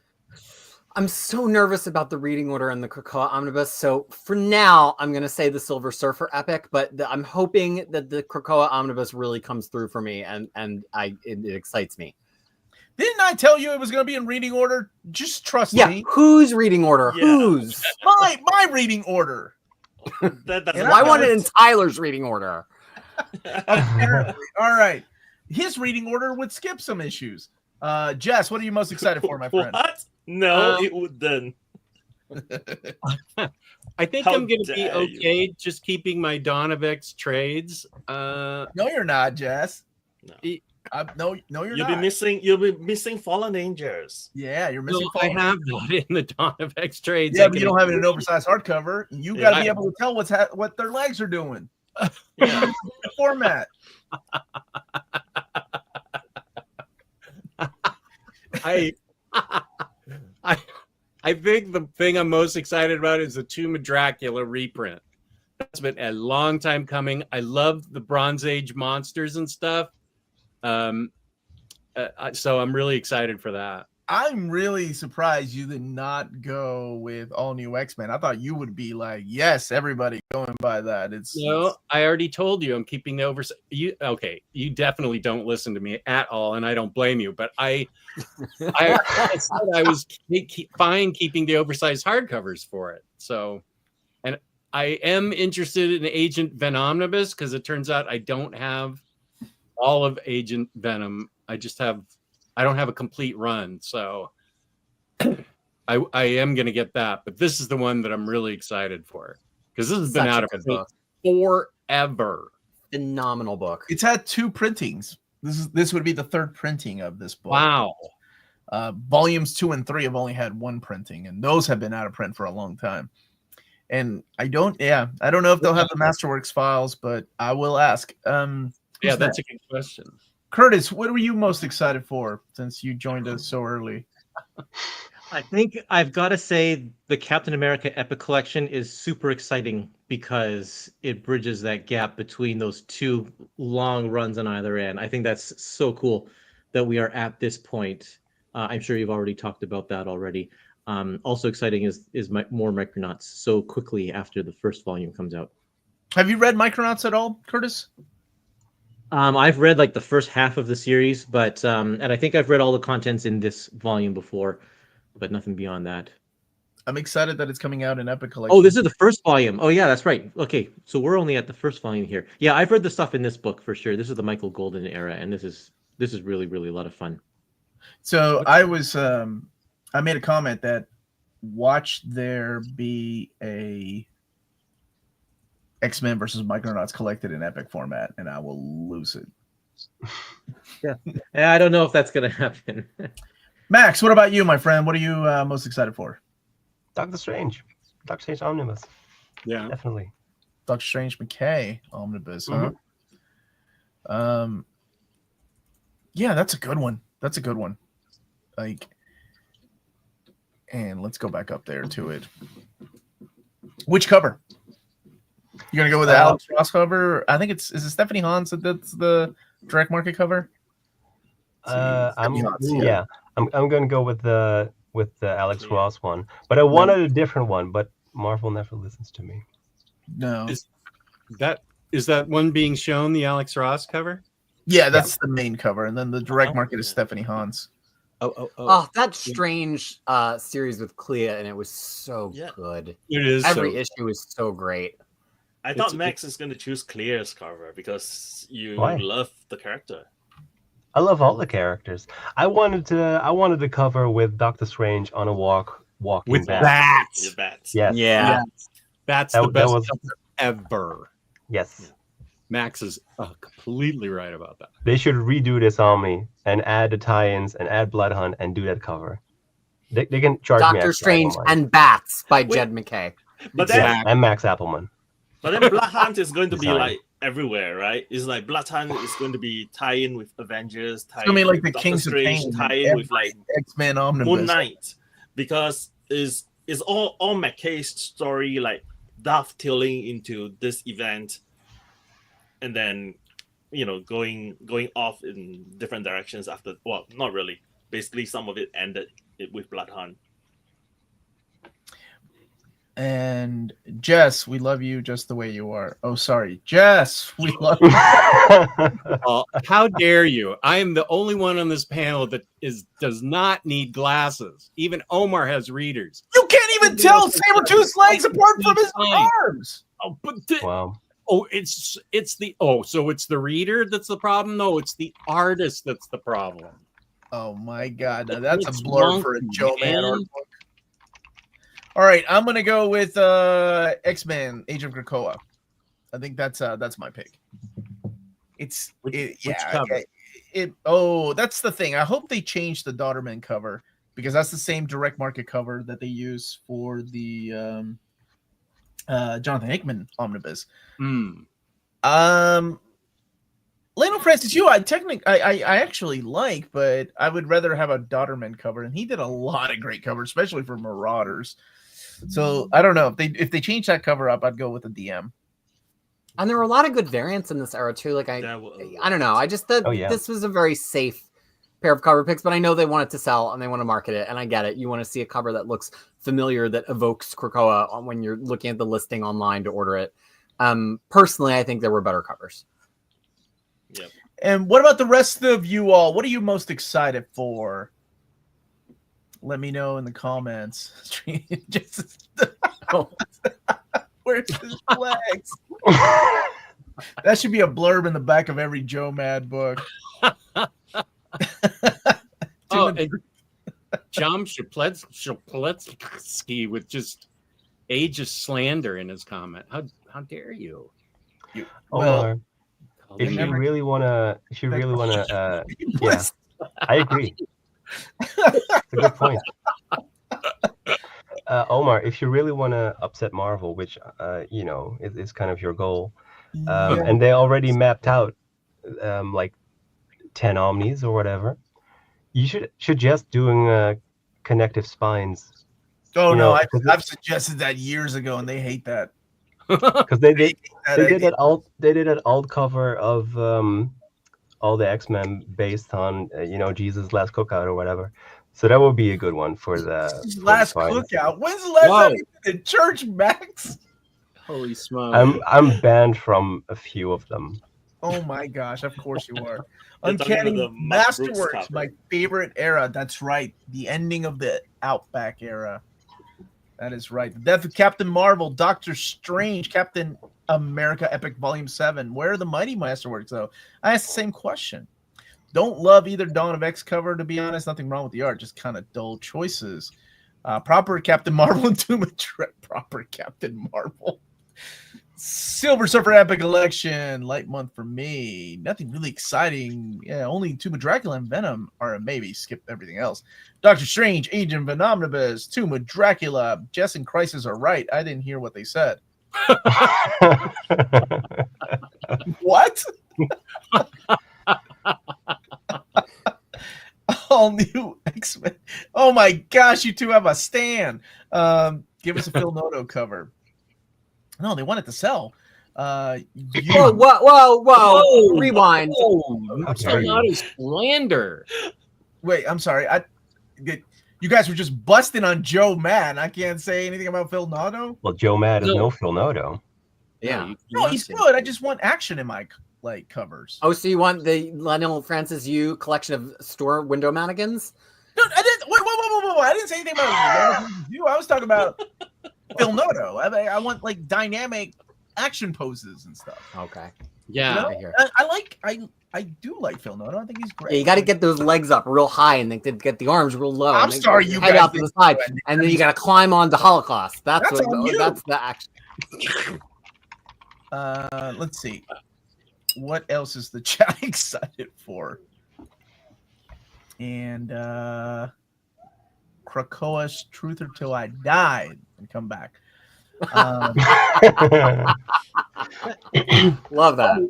The Len Wein Absolute Edition is wonderful because it's got that Jose Villarrubia colors on Bernie Wrightson's art. Beautiful. Get Jess proper glasses. He doesn't need glasses, he says. I don't need glasses, Richard. Silver Surfer Epic Collection. Aaron, where's Spider-Man books? Nothing in here. Dude, Spider-Boy. We were just raving about how good that book is. It's so pure and innocent and cute. And then something will happen to it, I'm sure. Down a dark path. Death of Captain Marvel should be dope. It's pretty dope. It's pretty sad. Phil Noto is dope. Yeah, he is, right? Oh, spicy today, right? Ormond Curtis says the Dennis O'Neil run of Iron Man been collected in epic format. Curtis? 2/3 of it has in volume 10 and 11. We haven't gotten volume 12 yet. Don't make me choose between Joe, Matt, and Phil. Oh, that's what it's come down to, my friend. That's what it's come down to. Kirk, how are you? I know it's the wrong answer, but I want to check out that debt. You do you, Stuart, and don't listen to these haters.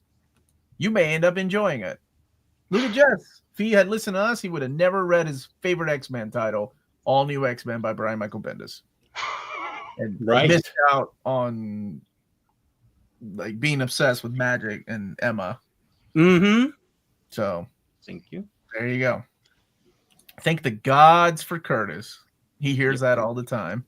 Yep. Is Scott Eaton the Samuel L. Jackson of comic artists? It seems like he's done everything. How many issues is he? He's worked everywhere. He's done a lot of comics. You are correct about that. Let me stop sharing and come back to the panel here. So I know what these guys, or I know Peter's answer, but I was wondering, Tyler, you had a lot of strong opinions. What do you think is the worst era of X-Men? What was your least favorite era of X-Men? Okay, it's difficult for me to say era Nope. because I have not. No. There's a reason for that because I don't read current comics for a long time, right? I took a long break after kind of close to where you left off, We right? all do. Uh-huh. Yeah, and then I started reading them on Marvel MU Oh, Unlimited. we can redo the epics. Let me finish. Let Tyler finish, and we can quickly Yeah. go over them. So that's the part which makes it difficult for me to say era because the two actual era where I was actively collecting, well, three of them is the first part of Krakoa all the way up to Inferno, this current era from the Ashes, and the era where towards the end of Claremont run with like Jim Lee and the Image people coming on in the 90s, right? Mhm. So if we are talking about these three era, this current era is the worst.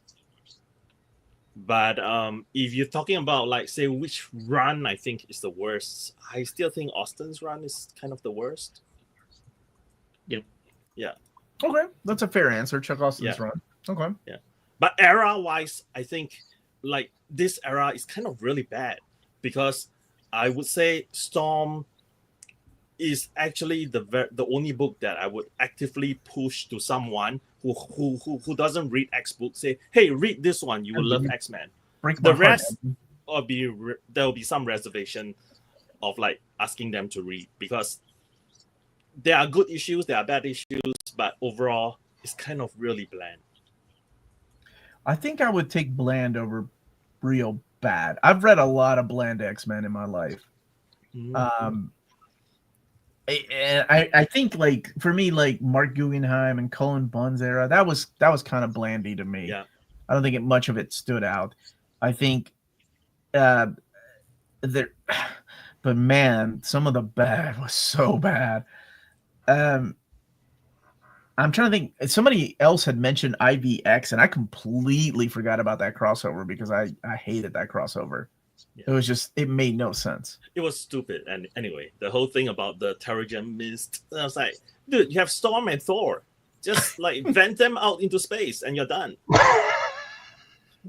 like seriously.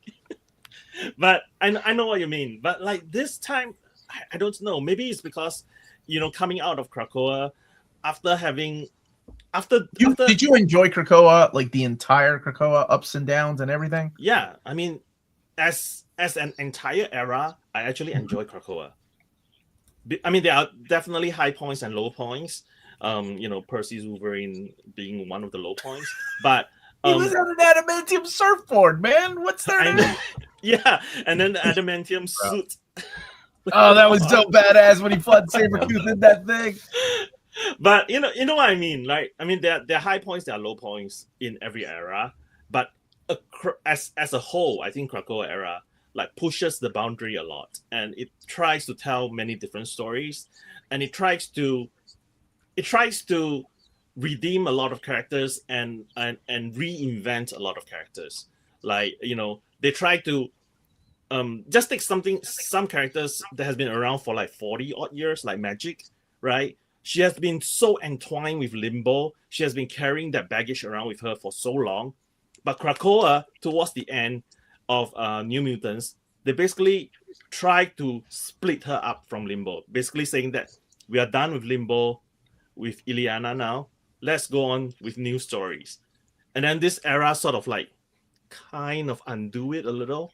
Mhm. I don't know 100% if that's the case, but you know what I mean. Okay, I see what you mean. Yeah. I've already answered this, Patrick. Will they rebrand Hoxpox as an Omni? If not, they should add Hoxpox to the Krakoan Age Omni. No and no. And I explained why earlier.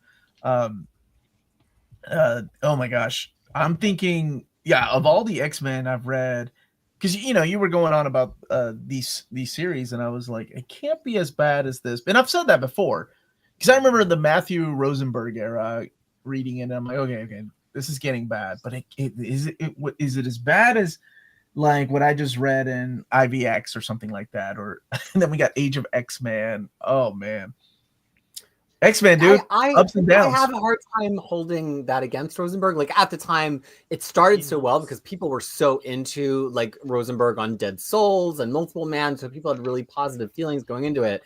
And Multiple then it got was great. Yeah, and that New Mutants Dead Souls was great. Bank is great. But and then we all got so sour on Rosenberg. I remember at the time the whole X-Men community online being like, he's just there to kill people and make it, hate these characters. Guys are the worst, man. The X-Men. But you know what? Sometimes with X-Men, and that's why I'm not going to say From the Ashes is the worst era ever, whatever. Sometimes with X-Men, you have to see what comes after it to understand the context of what they were doing during it. And it's clear that Rosenberg was given kind of carte blanche to kill everybody because Krakoa was coming, and it needed to be as dark as possible in order for Hoxpox to like really hit and Resurrections to hit.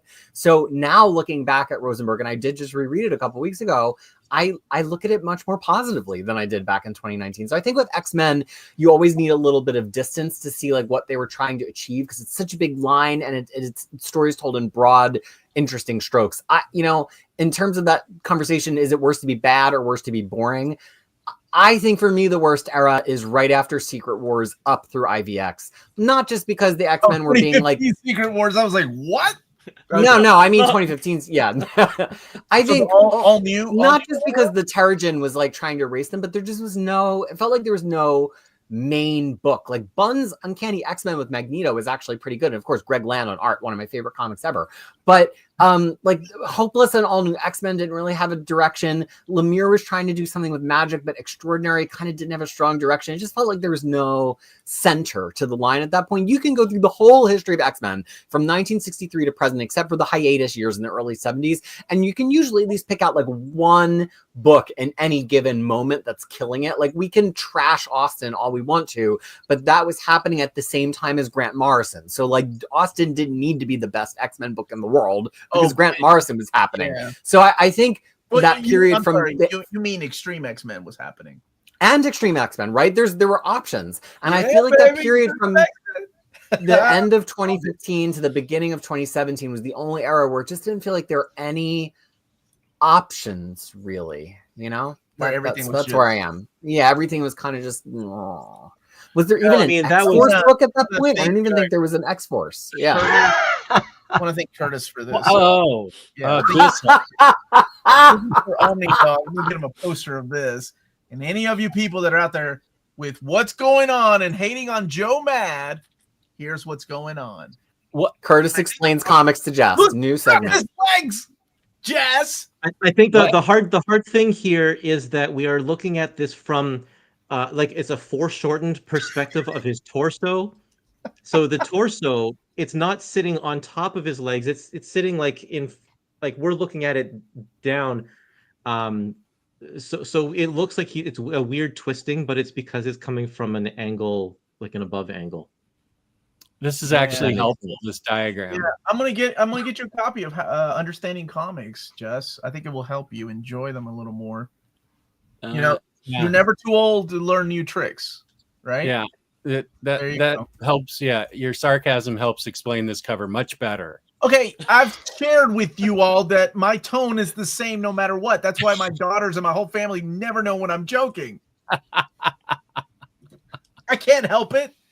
Can we get Curtis to redo that Epic Collection walkthrough since I was being bootleg Curtis? I was being Timu Curtis. Curtis? Yeah, we can. And the USPS won't deliver that right now, so we're in trouble. So we need real Curtis. Oh, ouch. Okay. I'm sure you did a fine job. I think people just like hearing your voice, Curtis. I had to turn down the hater energy and turn up the I have guides to every comic Marvel ever Yeah, published. I had It's to very legit. confusing. I'm like, when does this take place? All right, take it away, Curtis. What is this? Well, Micronauts Epic Collection Volume 1. We're doing this again. Okay. This is exciting because it's the first volume of the series, and Thank you, John. Go ahead. I'm sorry. we have we know the 2 volumes have already been announced in quick succession, which means they are not going to do the same thing they did with Master of Kung Fu, and they're going to get these all out hopefully in a timely fashion. And I Conan. also know, and Conan was at least a quicker pace, but there are so many volumes of that one that there's no chance. But I think I'm not sure how many volumes this is going to be. Maybe 5 or 6 volumes or something. But yeah, like you said, if they throw in Micronauts versus X-Men at the end of that, that's war. Now, Curtis, you said you actually know this material. I have not read much of this early Micronauts. I've read a lot of ROM, and I know in ROM it's like the Marvel universe is there constantly because ROM is always hanging out with them. But the Micronauts, they're so tiny. Is there a lot of Marvel in here, or is it very separate from Marvel? Not nearly as much Marvel in Micronauts as there is in ROM, that's for sure. But there are still some. The first appearance of Captain Universe is in these early issues of. Are you serious? Of Micronauts. Yep. So yeah, number 7 or 8, I think, or something like that. So yeah, look out for that. All right. And Daredevil. Volume 6, and we were having a debate. Is this the beginning of Ed Brubaker's run, which you could have answered so easily? Yeah, I'm pretty sure it is. Yeah, they're skipping over Volume 5, which I'm not exactly sure why, unless they just want to tie this into something that happens in the... is the villain who's in Born Again, is that from Brubaker's run? What's his name? I can't remember which villain they're using. Muse? That's Charles Soule. Yeah. Oh, okay. So that's not right. That's not right then. Yeah. I don't know why they're jumping ahead, skipping that last Bendis volume, but they are. Hopefully they'll go back because I want to read the rest of that story. Oh, I'm sure they will. You said you're not sure why they're jumping. How long have you been getting epics, Curtis? Okay. Well, it has been the I mean, they haven't really been jumping around that much with the modern era ones. I can't believe that Brubaker's Omnibus is out of print again. I could have sworn I just announced it like last year, but it came out 2 years ago. Like, it's just how crazy time flies. Get Omar's understanding sarcasm for just familiar with it. Oh man, my wife and my kids hate it. They never know when I'm messing around with them. You do, or when I'm being serious. All right, Curtis. Let's do it. This was the one that I was saying is my pick, Volume 7, because we have volumes 1 through 6, and we have volumes 8 through whatever it is, 25 or something. And it's just amazing that we're going to get this volume and have a good solid 400 issues of Captain America in a row collected in one format. It's just incredible. What a milestone. I'm very excited about that.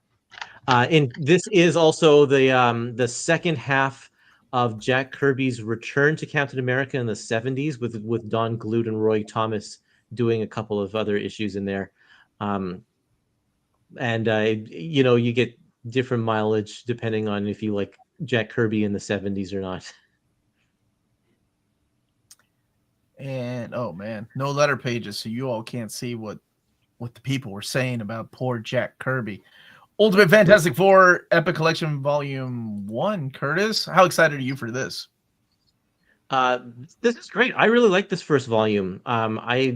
This series got kind of bland toward the end, but I really liked how it started. I liked all of these Ultimate books when they started. I thought they were all really, really a lot of fun and just different and exciting for the time. I haven't read them in decades, so we'll see how it holds up now when I reread them here. But I'm happy for this. I think it's great. It's a good starting point for people who want to know more about the Fantastic Four as well, without going back to the 60s. and Silver Surfer. I forgot we announced this one. I got legit excited. This one, this one we Strike had. 2. Oh yeah, volume 9. Yeah, I think I said volume 6. Poor Curtis.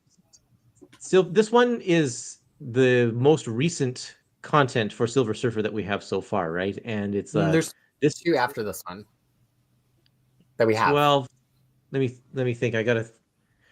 Oh yeah, this is filling a gap. Yeah. This one's this one was filling a gap, and this one got announced, and then it got taken off the schedule for a little bit, and then we didn't have a cover for it. So I kind of forgot that we announced this one as well.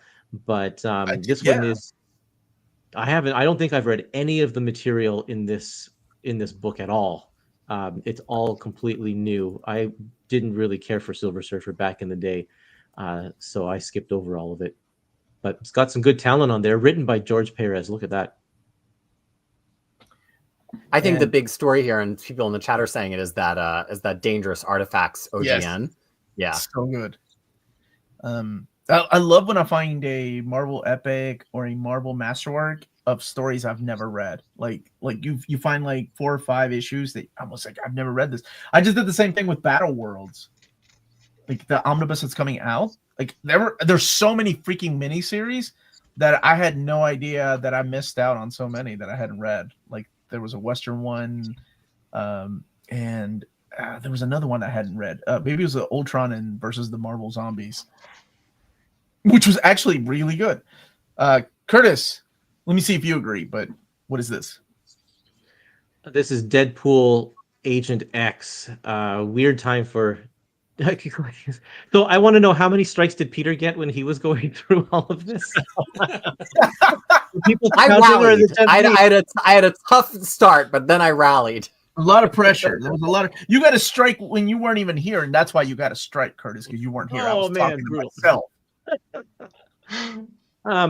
Yeah, this is an interesting, because Deadpool isn't even in a lot of this book, because we have a different character. There's a lot of mystery around this, and I've only read an odd issue here or there, because it was like, what's going on here? But I remember being blown away at the artwork by Udon in here, because Udon Studios, it was so different at the time, and I was a big anime fan through my my early 20s and such, and so this was like pretty cool to see that influence here too. I suggested, and somebody in the chat was also talking about how Taskmaster, the miniseries, also drawn by Udon, would have fit perfectly with this epic collection, and I completely agree. Like I thought that would be the only place that it would be collected. It is. I'm sorry. It is in the Taskmaster trade paperback that came out. Like it's the only place I've ever seen it collected. It's got beautiful artwork if you like artwork like this. And then, of course, the infamous Joe Mad cover there. Thank you so much for that, Curtis. I appreciate that. You're welcome. Glad I could make it. Wow. What a But Curtis unfortunately cannot erase all of the hate and slander that was said on the panel prior to his arrival. It takes at least one Canadian to balance out all of the rest of us, apparently, because it got spicy. These guys were out of it. Yeah, they were losing it over like a little crossover. Poor Gail Simone, man. These guys were all over that. And then it turns out Jess is ableist. I had no idea about that. And Omar is ageist. Oh, I absolutely am. And a bunch of other ist, but that's neither here nor there. Absolutely. You told me I was wrong at one point, so you must hate beautiful people. Really, you have a lot of prejudices that you need to deal with. Prejudices? Will Marvel RoboCop ever get a hardcover? I believe the rights are now with, oh my gosh, I don't even know. It was Dark Horse for a while, and then IDW. I don't even know who owns RoboCop anymore. Is that part of the Disney acquisition of Fox? That wasn't a 20th Century Fox. Who owns RoboCop? Well, I think RoboCop jumped around. Like, I think all 3 of those movies were done by different movie studios. So I don't know if any one studio lays claim to it right now. That's a great question. Yeah, I'm trying to find the answer. That's a good one. Oh my gosh, they are doing a Marvel Legends ROM figure. I know, I saw that. Max and my buddy Tyler keep me up to date on what's going on with that. They're doing a Dakin, and who else do I need from that line? Who's the other X-Men character, Max? Banshee, I think. Banshee in his regular, like, classic green and yellow outfit, not the Lee Designs outfit. RoboCop. I'd buy that for $1. Oh, I love that movie, man. So Richard Fearing in the most recent comment has our answer on the RoboCop question, which is a surprising one. RoboCop. Nope, that was Phil Owens. Amazon MGM owns RoboCop. There you go. Yeah. Okay. But what is how would that MGM? How would that like comics and stuff? Amazon could put it out on Comixology. Oh yeah, that's still a thing. But then who do they use to do their print comics for Comixology? Dark Horse? They don't ever do print. When they do print, they farm it out to somebody. I forget who though. Oh, James said it. MGM, Amazon. Thank you, James. Boom was doing RoboCop until 2018. Oh, right. Yeah. Richard Bradley. I need to go back to this comment. Unrelated. Oh, I read Batman Year 2 for the first time last week in the DC Finest. Omar, you are absolutely right. That's the best Batman story. You're right, Richard. You're welcome, man. That's why I give Omar recommendations every month. Who can't read now? I don't have my readers on, a-hole. That's RoboCop comics. Avatar Press. I am blown back by the fact that AP is still around. Like those guys, like seriously, they were like, we didn't have manga growing up. Like in America, we had Eclipse Comics, and then they fell under, and then we started getting some of the Eclipse guys moving over to Viz, but that was still, it wasn't everywhere. But we always had Antarctic Press with Ninja High School and Gold Digger, and they had this amazing World War II comic that I cannot remember what it's ever called, and I wish they would do collections of. It's about a fighter jet. Oh man, thank you. Stop the Batman Year 2 hate. That's a hashtag movement. Avatar Press is not Antarctic Press, though. Dang it. I'm thinking of it. Oh, right, that whole heartfelt monologue. You're right. Growing up. Frost. You're right.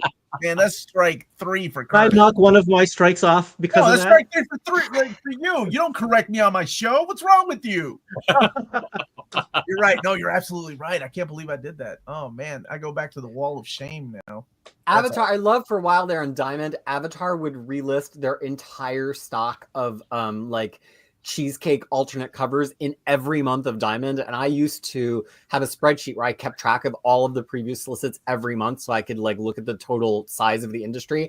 And I just remember every month being like, okay, it's the, you know, like crossed cover D, the everybody shows everything blood and guts spilled cover again for the 5th month running. Bless them, they got a lot of inventory, but they had some good stuff at Avatar too. They had Uber by Kieran Gillen. They had, I believe, didn't they do Necronomicon by Alan Moore? Isn't that an Avatar Press book? So there was some good in there. The Lady Death revival from the early 2000s was on Avatar Press. So there's some good Avatar Press books out there.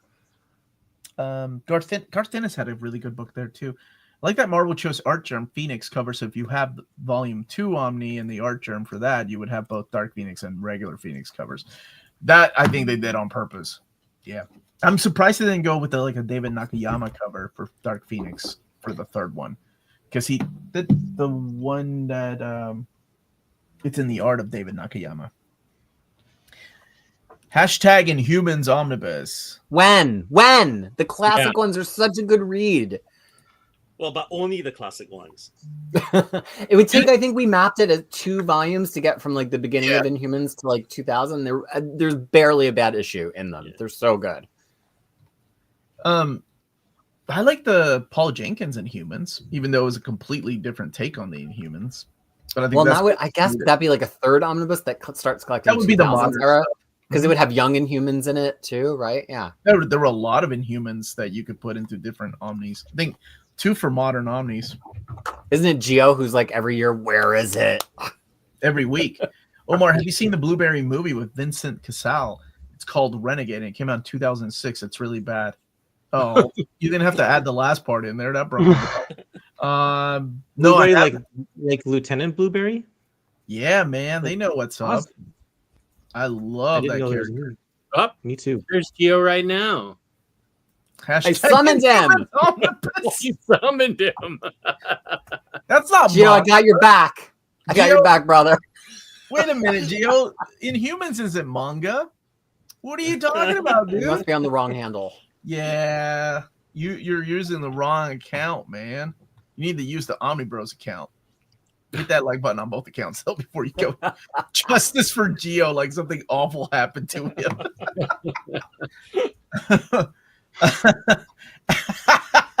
What is this nonsense? Can we get someone to fact check Omar going, what are you, my wife? Like, does he even know X-Men? Look, the internet is just made up on like 99% on the spot. Whatever you say is true. Think any of these people that are using Chat GPT to write their scripts for their videos are actually fact checking any of that stuff? We ain't got time for that. We gotta Yeah, move you on. don't need ChatGPT. Just have Omar talk. I talk out my butt all the time. I never know what I'm talking about when I'm doing an overview, but I go on for 20 minutes of a book. Look, I'm missing New Warriors. Now we're talking. Now we're talking. We can collect some classic stuff from Marvel Boy. We got some Firestar miniseries in there. Speedball miniseries. Speedball by Steve Ditko. Oh, dude, now we're cooking. Geo. Inhumans. Well played. Well played. With AI, anything can be true, right, man? Yeah, that's what these channels are doing that are, have like 18,000 more views than I do, but whatever. Fact check Omar as much as you like, but he's going to cheat. You damn right. Joe Owens knows me all too well. Yes, on New Warriors Omnibus Great. That's a good one, man. I like that. And let's get a Batman Year 2 Omnibus, too. We'll fill it in with like the greatest Batman Year 2 homages and stuff. I don't even know what this means. I don't have an NFT No. on my own Bitcoin. I should. I just want to lockjaw. How about a Pet Avengers Omnibus? I would be all over that. They had a lot of those Pet Avengers series, and then you could throw in like they've done a lot of cutesy little one shots of like Throg and all those animals. You get your bats in there, Max, that you want to. Sounds like I have a lot of work to do for the Marvel poll. Oh my goodness, everything people are saying, I'm just mentally cataloging. Well, there's a new one coming out next week. A new pet book, Marvel Mutts or something, I think it's called. Oh yeah, it's been digital for a while. Are they putting out a single of it that collects the digitals? Oh. I really like the Tony Fleece one that he did. Unleashed. Was it Unleashed? Yeah, that was good. No, was that Tony Fleece? I thought it was Kyle. Oh no, that's Kyle Starks. Yeah, sorry. Starks. Yeah, Kyle Starks lately for me cannot do any wrong. I think I've read like 4 or 5 series of his in a row that have just been fantastic from all different publishers. So speaking of Kyle Starks, I walk into my bedroom and my wife is laughing her butt off. I'm like, what are you laughing at? And she's like, she's reading the new the Peacemaker comic that was collected. She loved it. She's like laughing her butt off. She thought it was hysterical. Deep dive available here on this channel. Old reader, new reader, starring Wonder Maddie and somebody called Crisis, a neophyte in this game. You guys laughing hard at Peacemaker tries hard. Late to this party, have to watch the replay. Any new and good epics announced? Curtis, take it away. Let's go through the epics. Micronauts Volume 1. We didn't announce anything that hadn't already been announced. We just went over the stuff that was previously talked about. But yeah, the big thing in there is Captain America filling that one little gap there. Streaky is better than Marvel Pets. The cat? What are you, Jess? Is this Jess's alternate account? I was reading the I don't know if it's the first appearance of Streaky, but Streaky in the Supergirl DC Finest book, where Streaky's doing all these incredible acts, and Supergirl's like, "Oh, stop it! I gotta keep you a secret." And then they eventually rope Crypto into making it seem like he was actually performing all those super feats and making it look like Streaky was doing it. So that's the Silver Age for you. Silver Age. Thank you. Wow, James. Thank you for that. Epics one more time. Omar, where's the New Zealand Epics Volume 1? I don't know. We'll do a reprint poll for that too. But first, we got to get these announcements out of the way. So I've emailed them again, and hopefully in the upcoming weeks, we'll have some stuff to announce. Justice for Streaky. What is with this justice movement happening here in the chat? I don't think you guys understand what that word means. Didn't Superman teach you all anything? Let me get a couple more comments, and I'm just having a blast. So if y'all are done, we're done. Has there been any kind of update with the Aftershock comment? No, they've been really quiet about that. And unfortunately, just yesterday, besides the things that went public, there were more things happening that I can't speak of because it hasn't been made public. There were some layoffs at another comic company, and it's just not a great time. Yeah, Dark Horse has had layoffs this week. I think. Yeah, that was the one that was public. Has had more layoffs, and Vault. People thought Vault died, but Vault actually changed their model to be they're doing their own distribution. So all the Vault single issues that were solicited for this month are not arriving at stores, and so people are like rumor mongering online that Vault went dead, but I think it's all just been pushed back.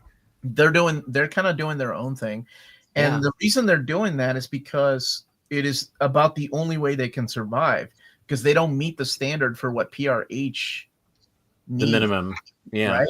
Because PRH is such a huge company. People, I think, when you think about the whole Diamond thing coming to an end, it's going to affect a lot of these smaller publishing companies, or a lot of the publishers, and it sucks. It's awful. And I see some of the most stupidest comments on Twitter, and I'm like, why did I get on Twitter today? Why? Like, just the solution. And from some people that have had successful Kickstarters, awesome. But if your solution is for everybody to cut out the middleman and to just sell directly to comic book shops, that's never going to happen, my dude.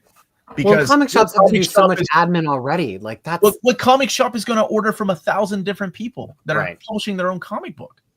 No, you need. And how do you make that legible to customers who are like used to either using a previews catalog or coming in and like, seeing things on the shelf? Yeah. Like, as somebody who relied on previews, not just personally, but to drive a lot of my content development for Crushing Crisis, it took even just DC leaving previews set me back. I had to spend a year trying to figure out how I was going to track DC releases. And so like it changed my whole life. It's not an exaggeration. So it's going to be really different. I'm with you, man. I'm looking at the same thing, because every month that I do the upcoming collected editions, 95% of that comes from the Diamond previews page. It's wonderful to look at. So yeah, it's not good, but hopefully there'll be some light at the end of this tunnel once it's all and then there's also these upstarts like Distillery that which is wild. It's like they're selling things to you directly and you can get them through Book Market, but then their digital editions are limited, and then I work in digital marketing. You'd think I'd be able to understand these things. I've been on their site so many times the past couple of months, and I do not understand their business model or what they're doing. God bless them. They got a lot of great creators over there, but it is a wild time for comics. And then we have things like a couple of years ago, TKO, which seemed poised to be like the next big thing with their kind of like bundled single issues all at once or get a trade. And where did they go? Yeah. Josh, you're okay. I don't know if you understand what I was saying. Okay, so he's saying, I'm sorry, but if you work for any other industry, getting your information from multiple companies is normal.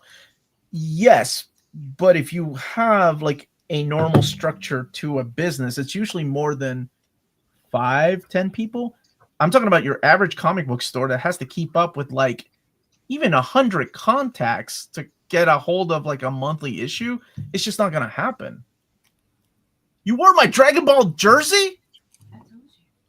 Oh, you did? Yeah, we're still live. What? I thought he was accusing Josh. No, my wife. Yeah. Come here. You look cute. Oh, thank you. Here's my Hey. Emily. Here's my after school look.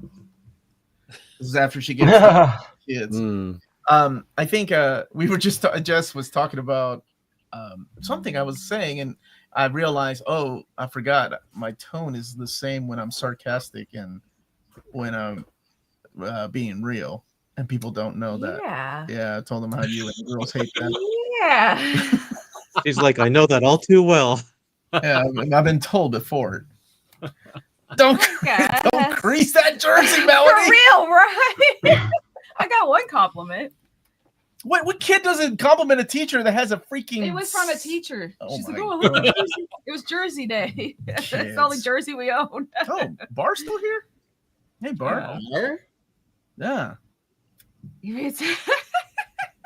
I never laugh out loud, but whenever I heard Jess belly laugh, I myself break up and Oh, listen. Peace Mr. and Tex, love, Rosie.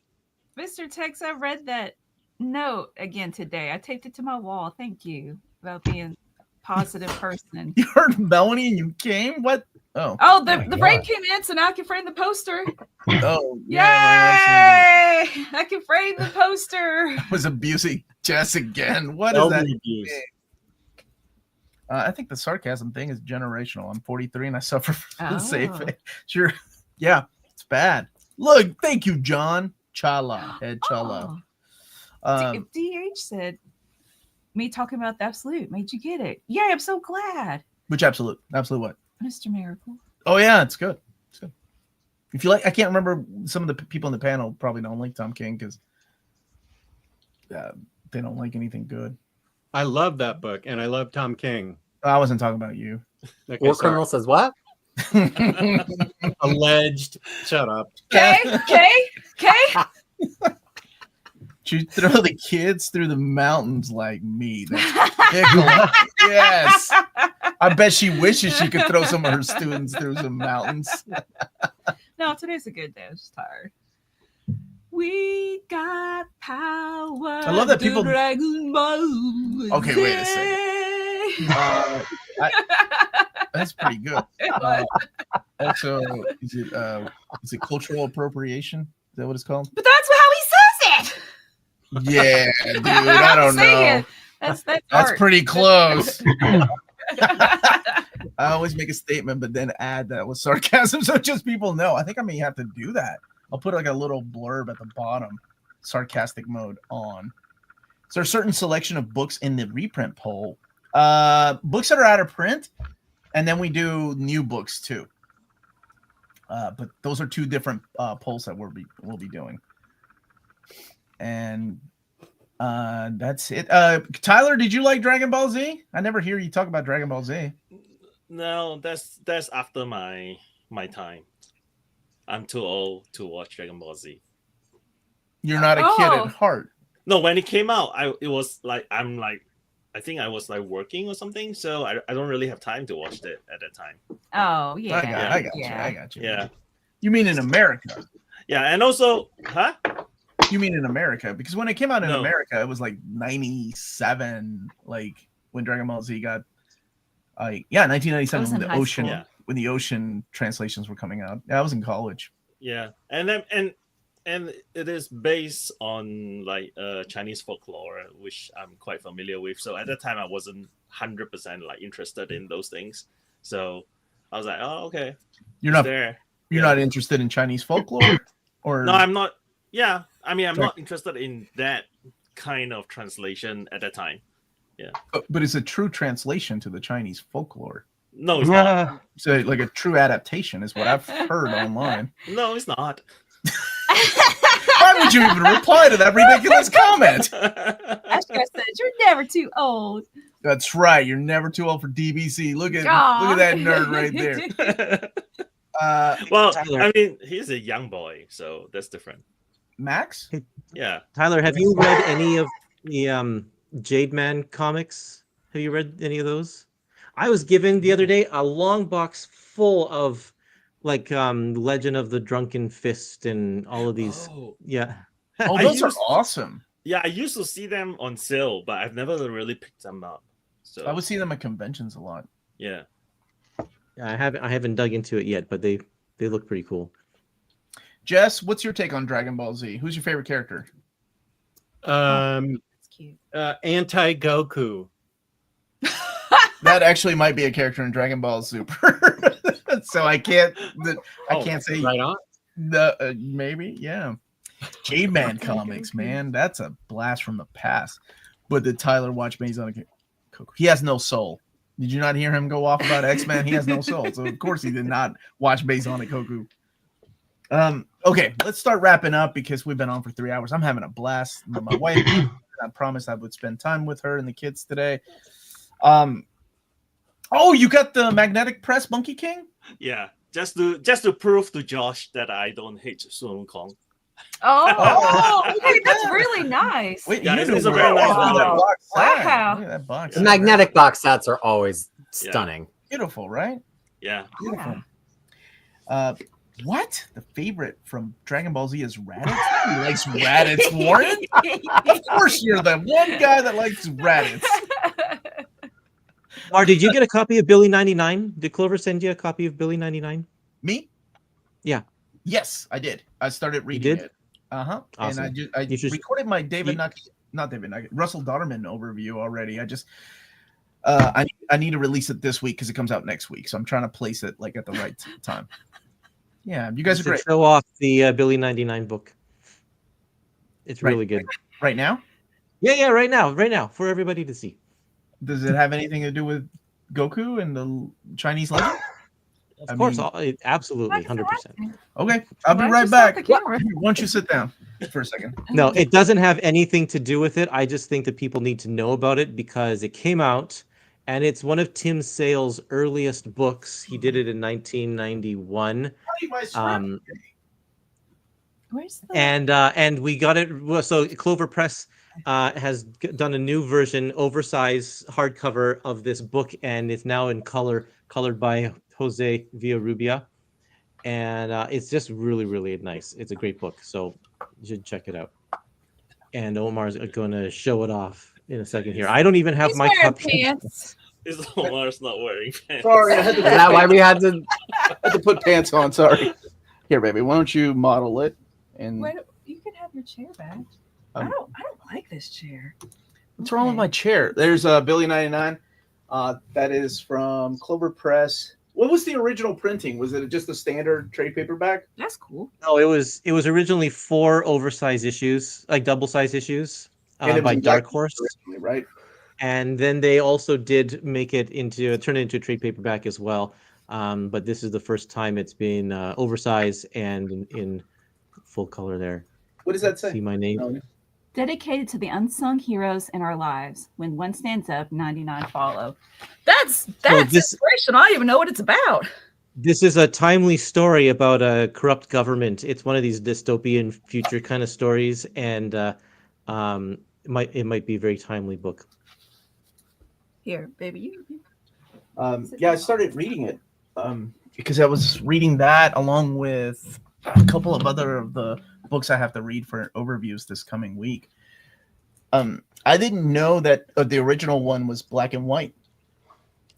So it's really cool that you all got Jose Villarrubia, who's freaking phenomenal at coloring. Golly. Yeah, he did a really, really good job, of course. And it suits the mood of the book completely.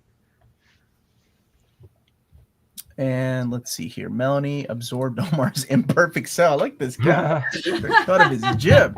No, like Kirk's telling Warren, "Oh, you odd duck." I'm gonna start saying that. Oh, you odd He duck. called Warren an odd duck. I have other words I would call Warren. A duck is not one of them. Curtis is cooking. Curtis is always cooking. 99 problems and the government is. All right, Jay-Z. Let's see here. Last question of the day before we get going. What is the next Evergreen panel? I actually have that on the calendar, and I actually don't have my calendar up because I am that unprepared. But It's the 27th, isn't it? I'm pretty 27th. sure it's the 27th. Yeah, it's 6:30 or no, 6 p.m.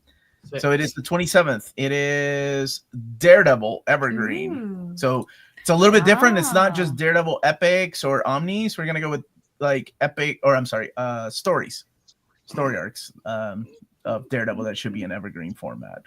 So waiting for a couple people to get back to me, and then I can announce it officially who's going to be on the panel.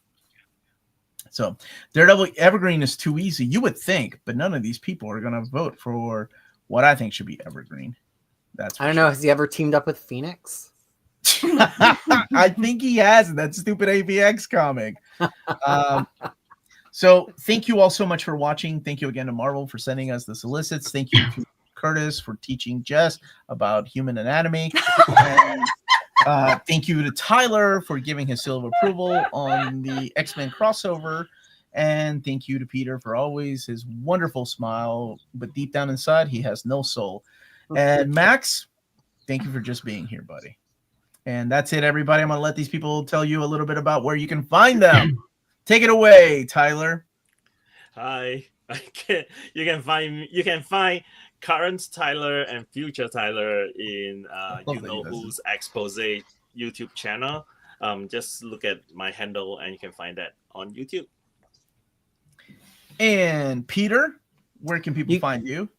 You can find me at crushingcrisis.com with reading orders to all of the things that we've talked about today from Marvel, as well as Crushing Crisis on YouTube, where I have a poll show. If you live in New Zealand or Australia, it's on Monday mornings, but everywhere else in the world, it's on your Sunday afternoons and evenings, where I go through 40 plus polls of the week. And you just hear my unfiltered insanity for several hours straight. So please join in. And Omnidog from Omnidog's Vault. Where can people find you, buddy? You can find me on YouTube, Omnidog's Vault, where apparently I need glasses and anatomy lessons will be my next video.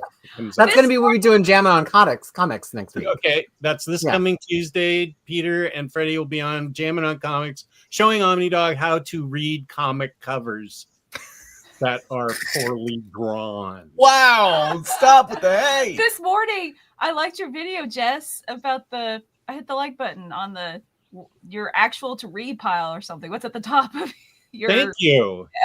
You hit like on that? That will balance out my dislike of that video. Okay. All right. Max, what about you, my friend? Where can people find you? You can find me on YouTube and on Instagram, where I just do music things. Curtis, we still need to do a video for the Superman thing for that song. That's right. Oh, yeah. The song can get stuck in people's heads. Yes. It Then I will. can It's catchy. break them from within. That's pretty much the place you can find me. I only do music things. So if you go there looking for comic stuff, Dupe's in the background. That's pretty much it. And last but not least, but actually last because he came in last, is Curtis.